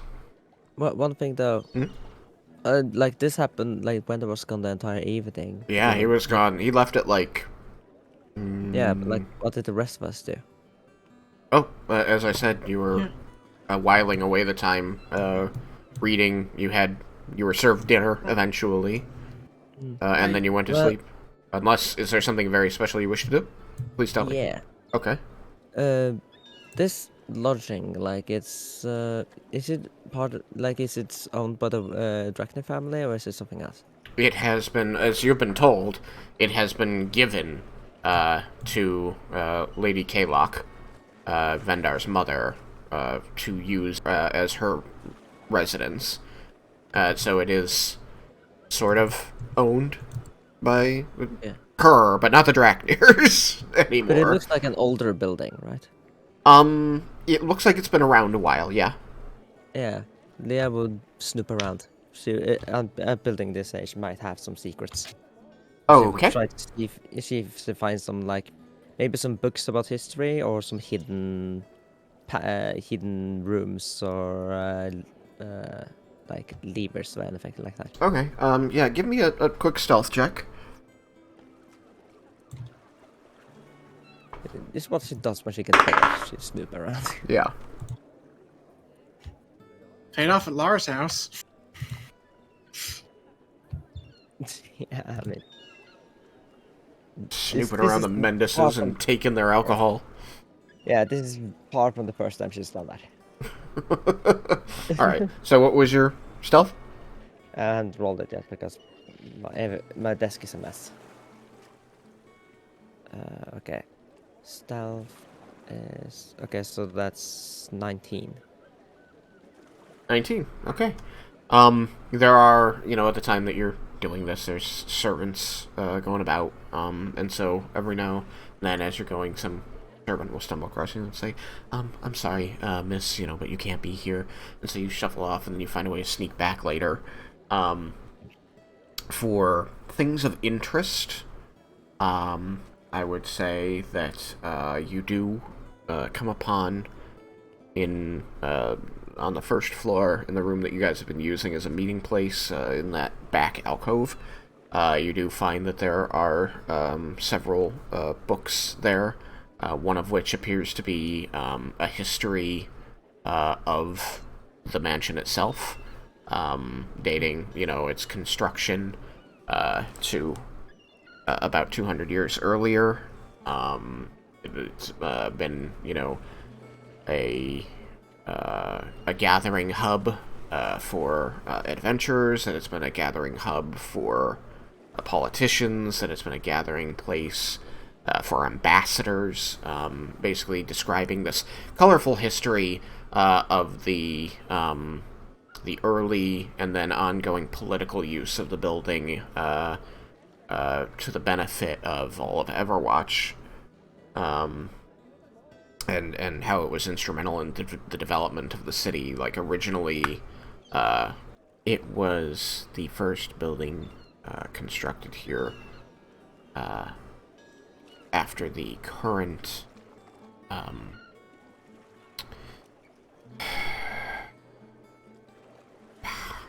want to say power dynamic structure. Power structure was established in the city, which was about 200 years ago, that they've been utilizing this monarchical rule. Several power structures preceded it, but this building was constructed at that time by this first monarch as a place to first keep adventurers who they were using as, like a mercenary bodyguard, and then later ambassadors and dignitaries from other nations as they established their rule. And this led down through the ages, through the bloodlines, eventually to the Belgrin family that currently runs the place. In any event, it's interesting, sometimes a bit dry. It does talk a lot of political intrigue. It very much seems to be trying to sell the place as very politically important, movers and shakers, always something interesting happening here, great food, great beds, and very important to the development of what is modern Aspara, right? And then one of them, another book in this pile, seems to be, you might think of like a scrapbook. It's a collection of drawings, portraits, and each of them is named and dated, going back 100 years, and it seems that these are all people who have stayed here that were of any import. You can see humans and elves and dwarves and tieflings, all named and listed with the year that it was drawn and whom they represented. Some of them are merchants from other countries. Some of them are visiting dignitaries or the leaders of, like, Shirkawa coming and visiting. You you see a portrait of Gabriel, the Daikon of Shirkawa, whom I believe you met. Yeah, you did. That's interesting. That was Lair's friend who wanted him to ride turtles.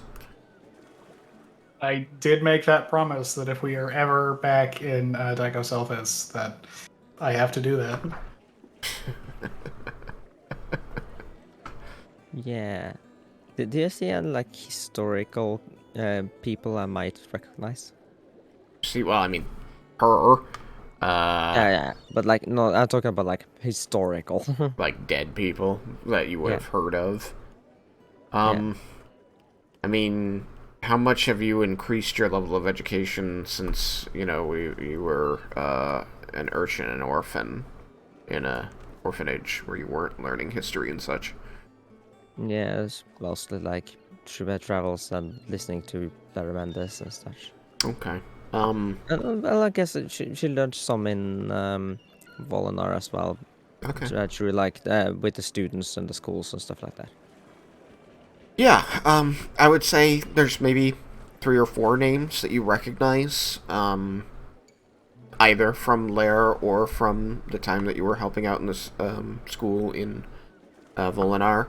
I don't have those names, but, you know, they are, at least one of them would be, somebody who brokered, peace, you know, 50 or so years ago between, Bromdor and, Aspara.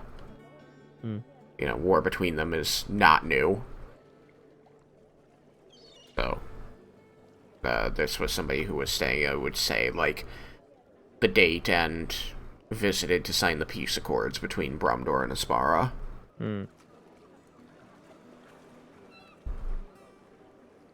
You notice that the lion's share of the portraits in this book are done by a single name.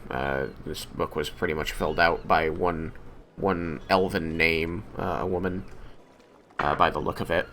You don't recognize this name, but they are quite good. All of the portraits are very lifelike, done in charcoal mostly. Hmm.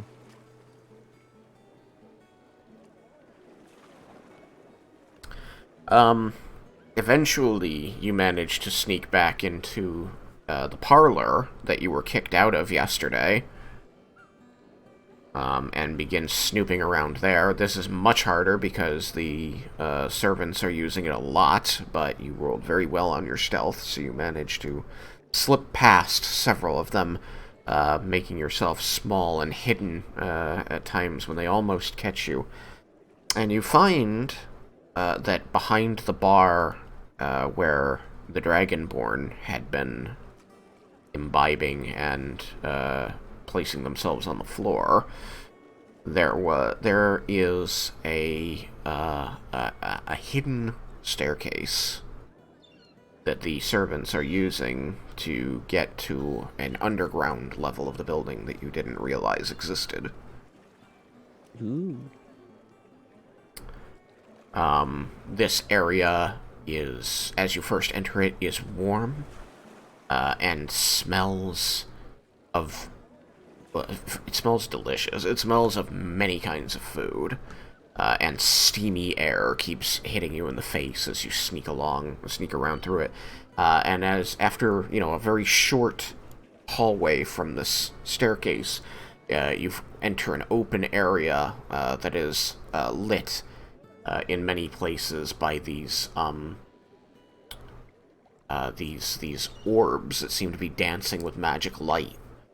And you can see that there are several people working in here, and they are working to either cook foods, or to preserve those foods, or to clean foods for cooking.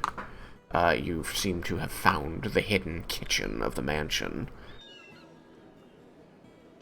Curious why they will keep that hidden. Did you see the Dragonborn the other night? Guess that makes sense. Do you know your father? Yeah, but they wouldn't assume that they encounter that often.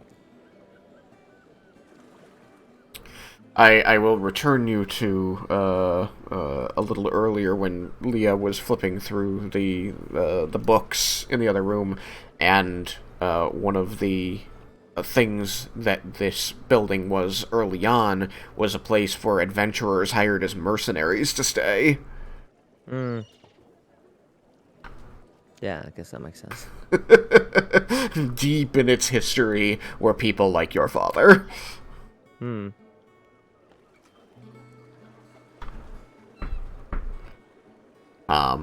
You're rolled really, really high, and nobody down here has any time to notice a little girl sneaking around as they are very busy with food. Eventually, you do notice that the heat of the area where things are being cooked, and you notice that the steam and such is moving off toward one wall, where you notice that there is a hole there, just dark hole in the wall, and the steam seems to flow into it, like almost pulled in. Moving away from that to another side, you suddenly feel the bite of cold, and you peer around a corner and you spot one of the half-elven servants pulling open a wooden door, and it scrapes against the floor and wall around it, and you see wisps of vapor reach out past them, and you can see their breath, form as fog in front of them and then get blown over their shoulder as they walk in, carrying sacks of vegetables. And then they come back out and shove the door slowly closed, and this icy wind finally, breaks over you and is again overpowered by the heat.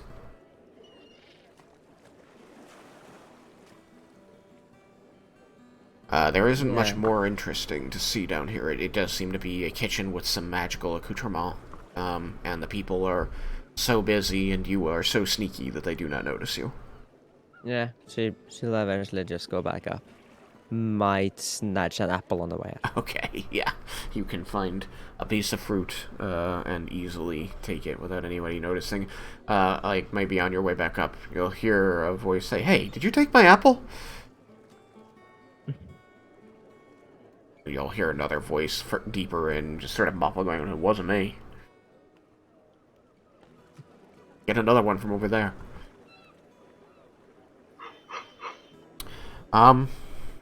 That's kind of the most interesting thing, is the hidden kitchen. Yeah. But that person will just get back up and silently discuss, I guess mentally, with Lorelei that just a few months ago discovering something like that would be a gold mine. Gold mine? Oh, food, rice? Yeah, for yeah, an urchin to discover. Yep. Got you. Yeah. And, Lorelei, who didn't know you at that time in your life, responding, Yeah. "Well, it's good that you no longer have to worry about such things, right?" Yeah. Though now I was hoping for something a little more juicy. "I saw a juicy apple. You took it. And I mean Was there a juicier apple?" no. Well, if you don't want that apple, can I have it? I bite it. I see how it is. No, I'm thinking about something more secretive, something maybe something some deep family secret, or What about that a guy in the secret rocking chair? passage. Yeah, that scared me a little. That seems like a deep family secret. Might ask Vendar about that when he returns. Okay. We could always go find him. I mean, the rocking chair guy. Oh, a thought just struck me. How long, how far into the night are we at this point? When you're sneaking around, I imagine that it's probably 10, 11, maybe 12. Yeah, how long is that after we cast The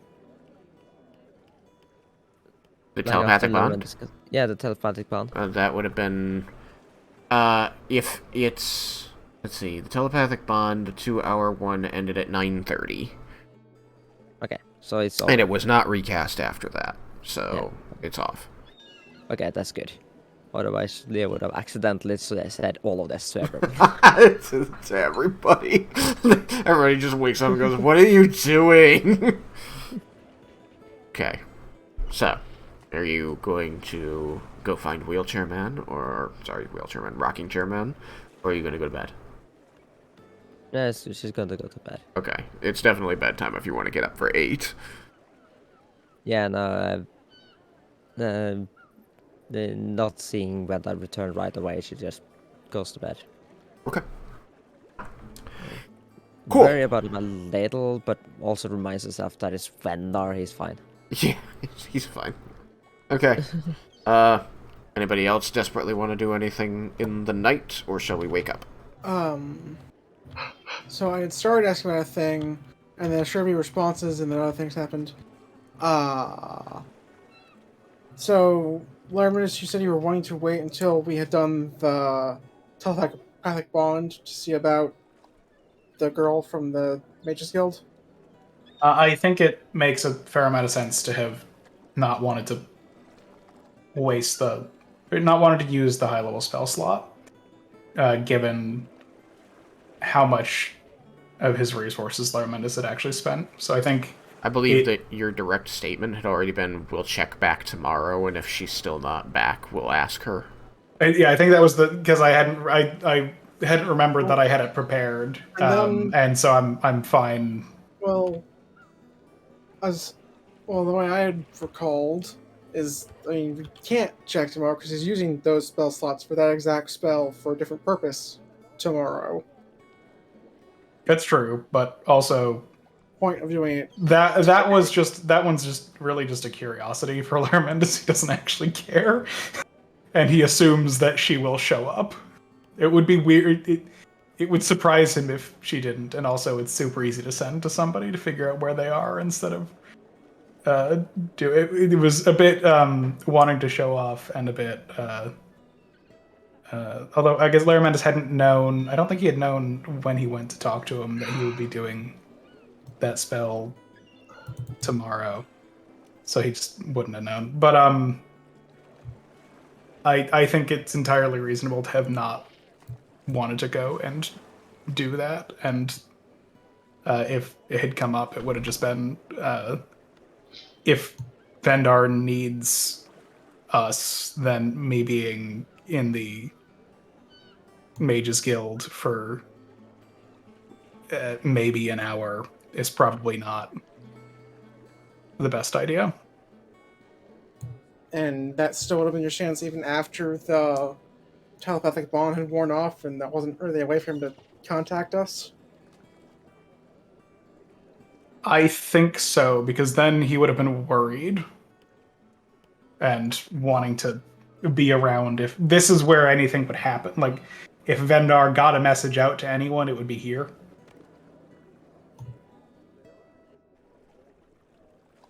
Then Cyrus probably would have just at least gone poking around, because, I mean, he needs something to do, and someone just kind of disappearing seems like something worth investigating to him, at least. Okay, what are you going to do to poke around? I don't know, just kind of go to near where the Mage Guild is. This would be kind of after the telepathic bond wears off, and he would have been able to ask Lermis again at that point. So, His reasoning might have changed. 9:30, 10 o'clock at night, you leave the lodge and go to the area of the Mages Guild. What do? Most of the street is emptying out at this point. There's just a few people walking here and there. The lion's share of people out, honestly, is guards at this point. The Mages Guild, you can still see that there's lights, there's magical light coming from within, like earlier. When you went inside, it was dimly lit by magic. But there's nothing about it that says that the person is or isn't here. Okay.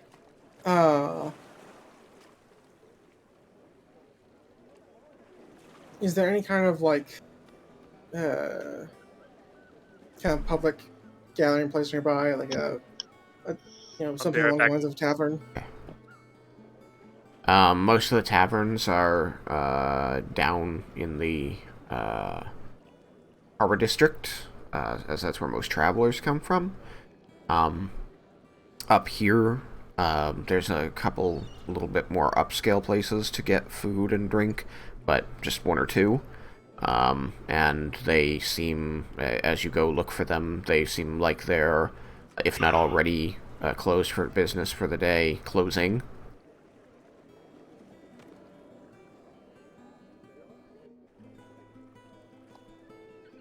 All right.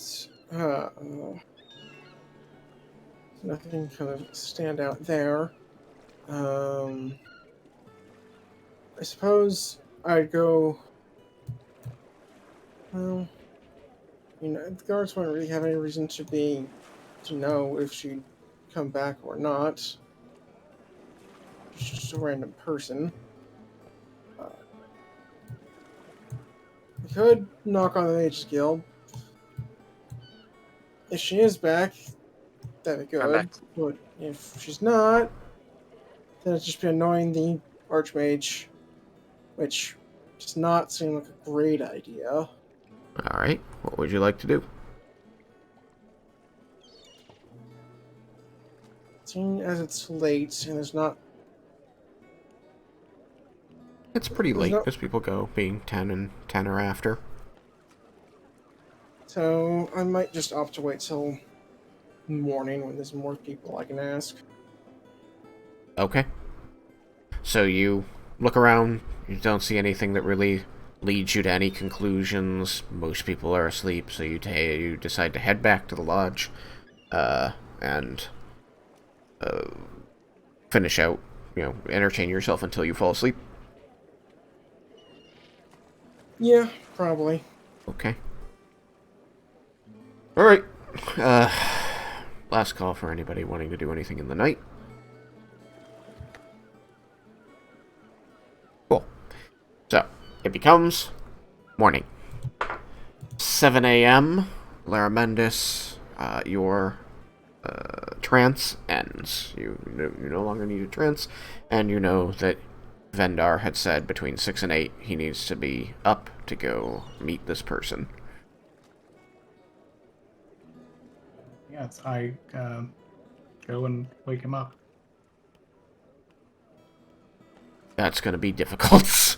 But Vendar, I imagine after a bit you kind of groggily rouse out. Yeah, he's not happy about it, but he knows he has things to do. Okay. Rest of the party, you want to get them up for this as well, or are you, Laramendis, just going to get Vendar where he needs to be? I had been under the impression that we all wanted to be involved. Okay, and that's entirely fine. That's what I wanted to get Yeah. a read on. So you are going to make sure everybody else is getting So up. Laramendis would move to get other people up very clearly. Vendar sees him doing this, and I suppose if he doesn't want everyone up, he could, tell him not to. But without that, Laramendis would wake everyone up. And he wasn't. And I was thinking they all wanted to be there for this too. So Okay. And then all of you are woken up by Laramendis at 7 a.m. You're all rested. It's a little earlier than you might have liked, but you have enough rest. Or maybe it's not. Maybe 7 o'clock isn't earlier, and some of you are already up. I don't know. I don't know your lives exactly. But some of you stayed up pretty late, and so your bodies are going to be like, no, sleep till 8.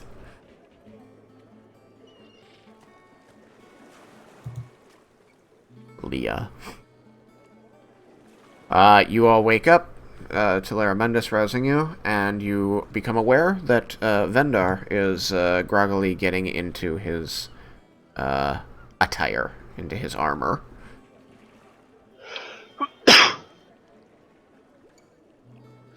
He's alive. He's back. I'd probably ask him how. Vendar, how'd things go last night? Well, I think I had more than one interesting meeting that we'll need to talk about, but gotta do Did some you, stuff and we gotta go, so I'll talk about it on the way. did you end up with any extra holes or experience being in liquid? No, it all went well. Just a little prick on the neck. I'm not sure if that's literal or turn of phrase with you. I'll leave it that way. I gotta go talk to the doctor. Okay.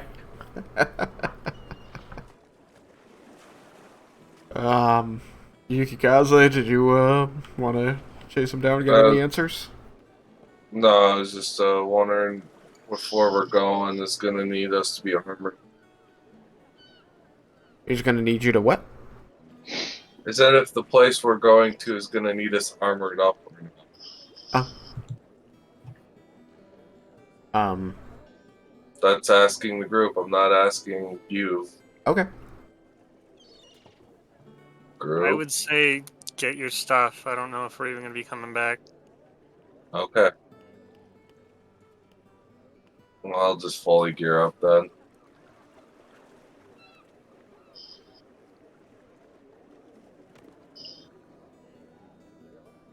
Okay, you gear up. Vendar, you, go to find, the doctor who is on the floor below. Okay.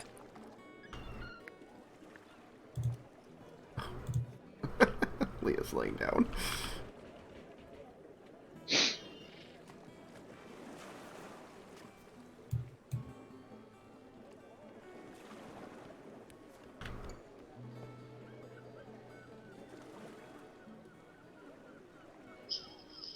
Laramentis is ready. Okay. Vendar has run off saying he needs to go see okay. the doctor. Right. I can't stop you from following him. So. Oh, yeah, no, Laramentis will go and wait down in the room that we've been using as a base. So, you go to, doctor's room, and knock, and, you hear the bolt unlatch, and, this dark-skinned face pops out into the crack of the doorway, and after he, recognizes you, he opens the door further, and says, "Ah, yes. Good morning, Vendar. How are you today?" Good morning.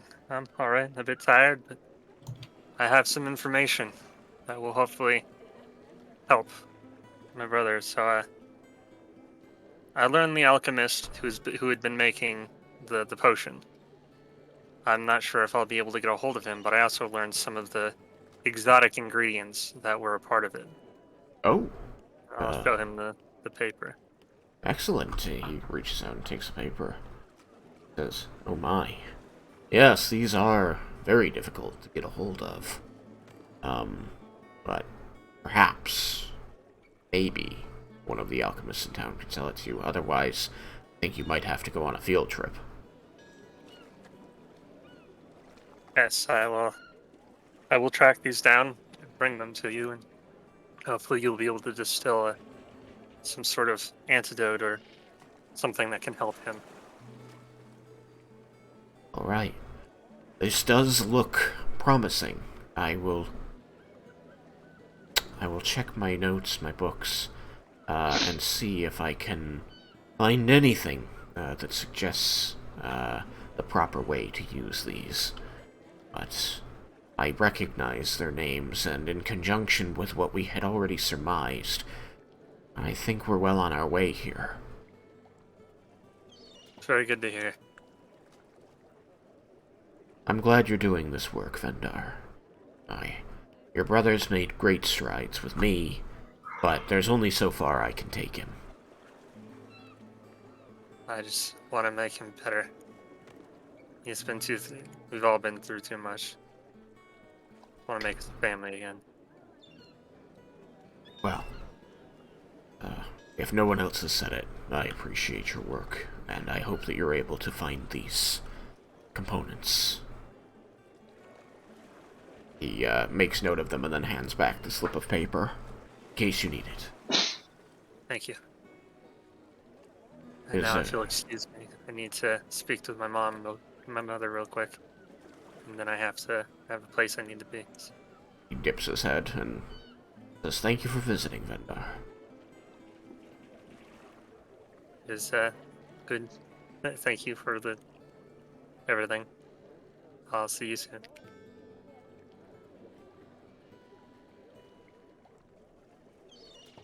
I'll go and knock on my mother's door. Retrieve her from downstairs. Oop. Boof. She seems to be seated and reading some reading a book with the open window, a light breeze coming in and flickering the candles on her table. Good morning, Mother. And she folds the book over her thumb and looks up. She says, "Ah, Vendar, how are you?" I'm a bit tired, but I learned some valuable information last night, so it's worth it. My. Don't work yourself too hard. You'll never get anything done if you don't get enough sleep. Make sure you have a good breakfast. I'll probably get Jovel to summon some good berries there. Quite filling. But I just wanted to share some information with you. So I tracked down the lead for Kyler and found looks out that he was in fact dead. But I Oh. was able to find information that he had left. So I am certainly not sad to hear of that he is well and truly gone. But if you were able to find out anything that's going to help your brother, then that is wonderful. yes, I found an old notebook, and in it he describes helping an acquaintance, an alchemist acquaintance, who I believe is the one who is making the potion for Father. And he describes several very exotic ingredients that was needed that he helped the alchemist find. I've already shared this information with the doctor, and he's going to try to use it to help. And I'm going to see if I can find some of the ingredients. Dr. Neeland is wonderful, isn't he? Yes, he's been a godsend. I also, as I talked to you yesterday, I have the lead on Thandros, so we're leaving soon to go do that. You. I don't know how far it will take me. Hopefully I will be back soon with the ingredients and news on Thandros. I hope you have good news when you return. So do I. I pray he is alright.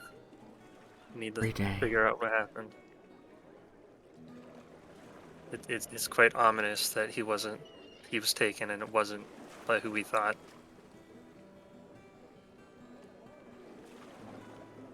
And, I know it's been just as hard, in some ways worse, for you than it has for the rest of us. Thank you. Thank you for everything you're doing. I know that you miss your sister. And I know that you're doing a lot of this for her.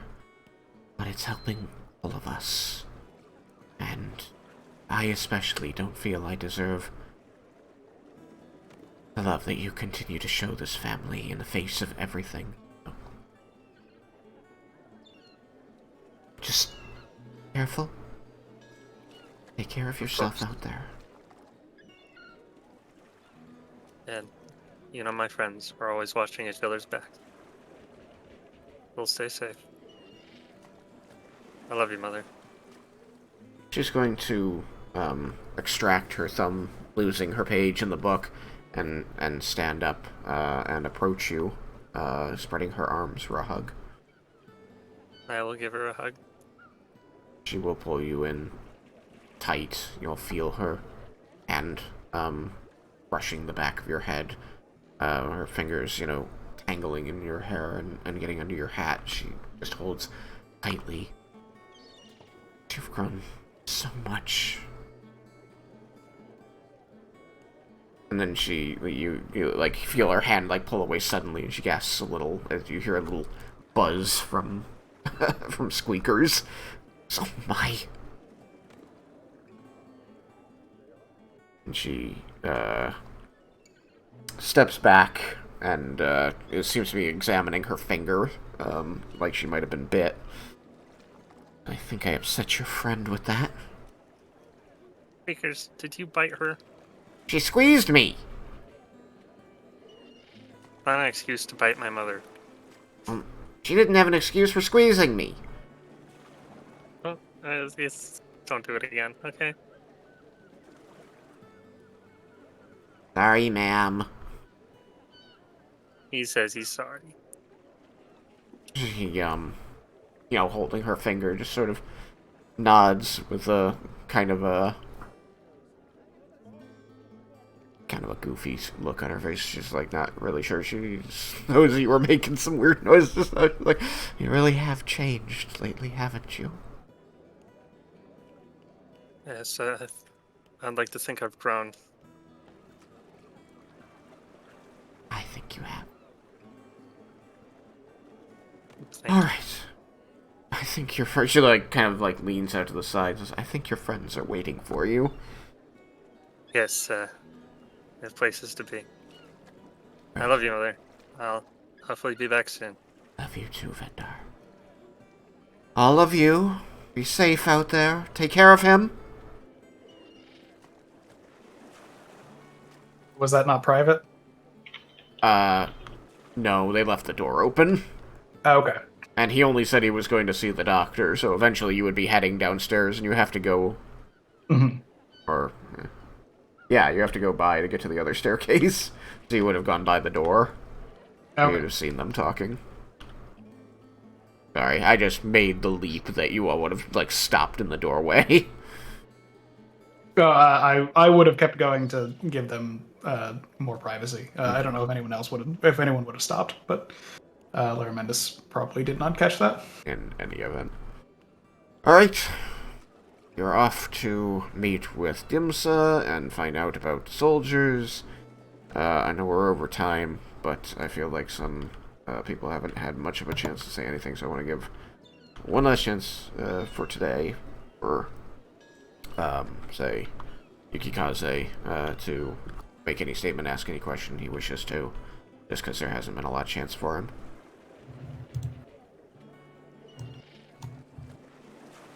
No, I'm fine. I'm filled in with what we need to do, and I believe he can figure out what needs to go on. So Okay. I'm definitely going to stop and let you guys talk about the occurrences of the previous evening at the beginning of the next session, so think about your questions until then, I guess. Alright. Then everyone is okay. I will call it here. Everybody shall take 1,300 experience. Woo! Throwing in a little bonus. Because this was a real talky session.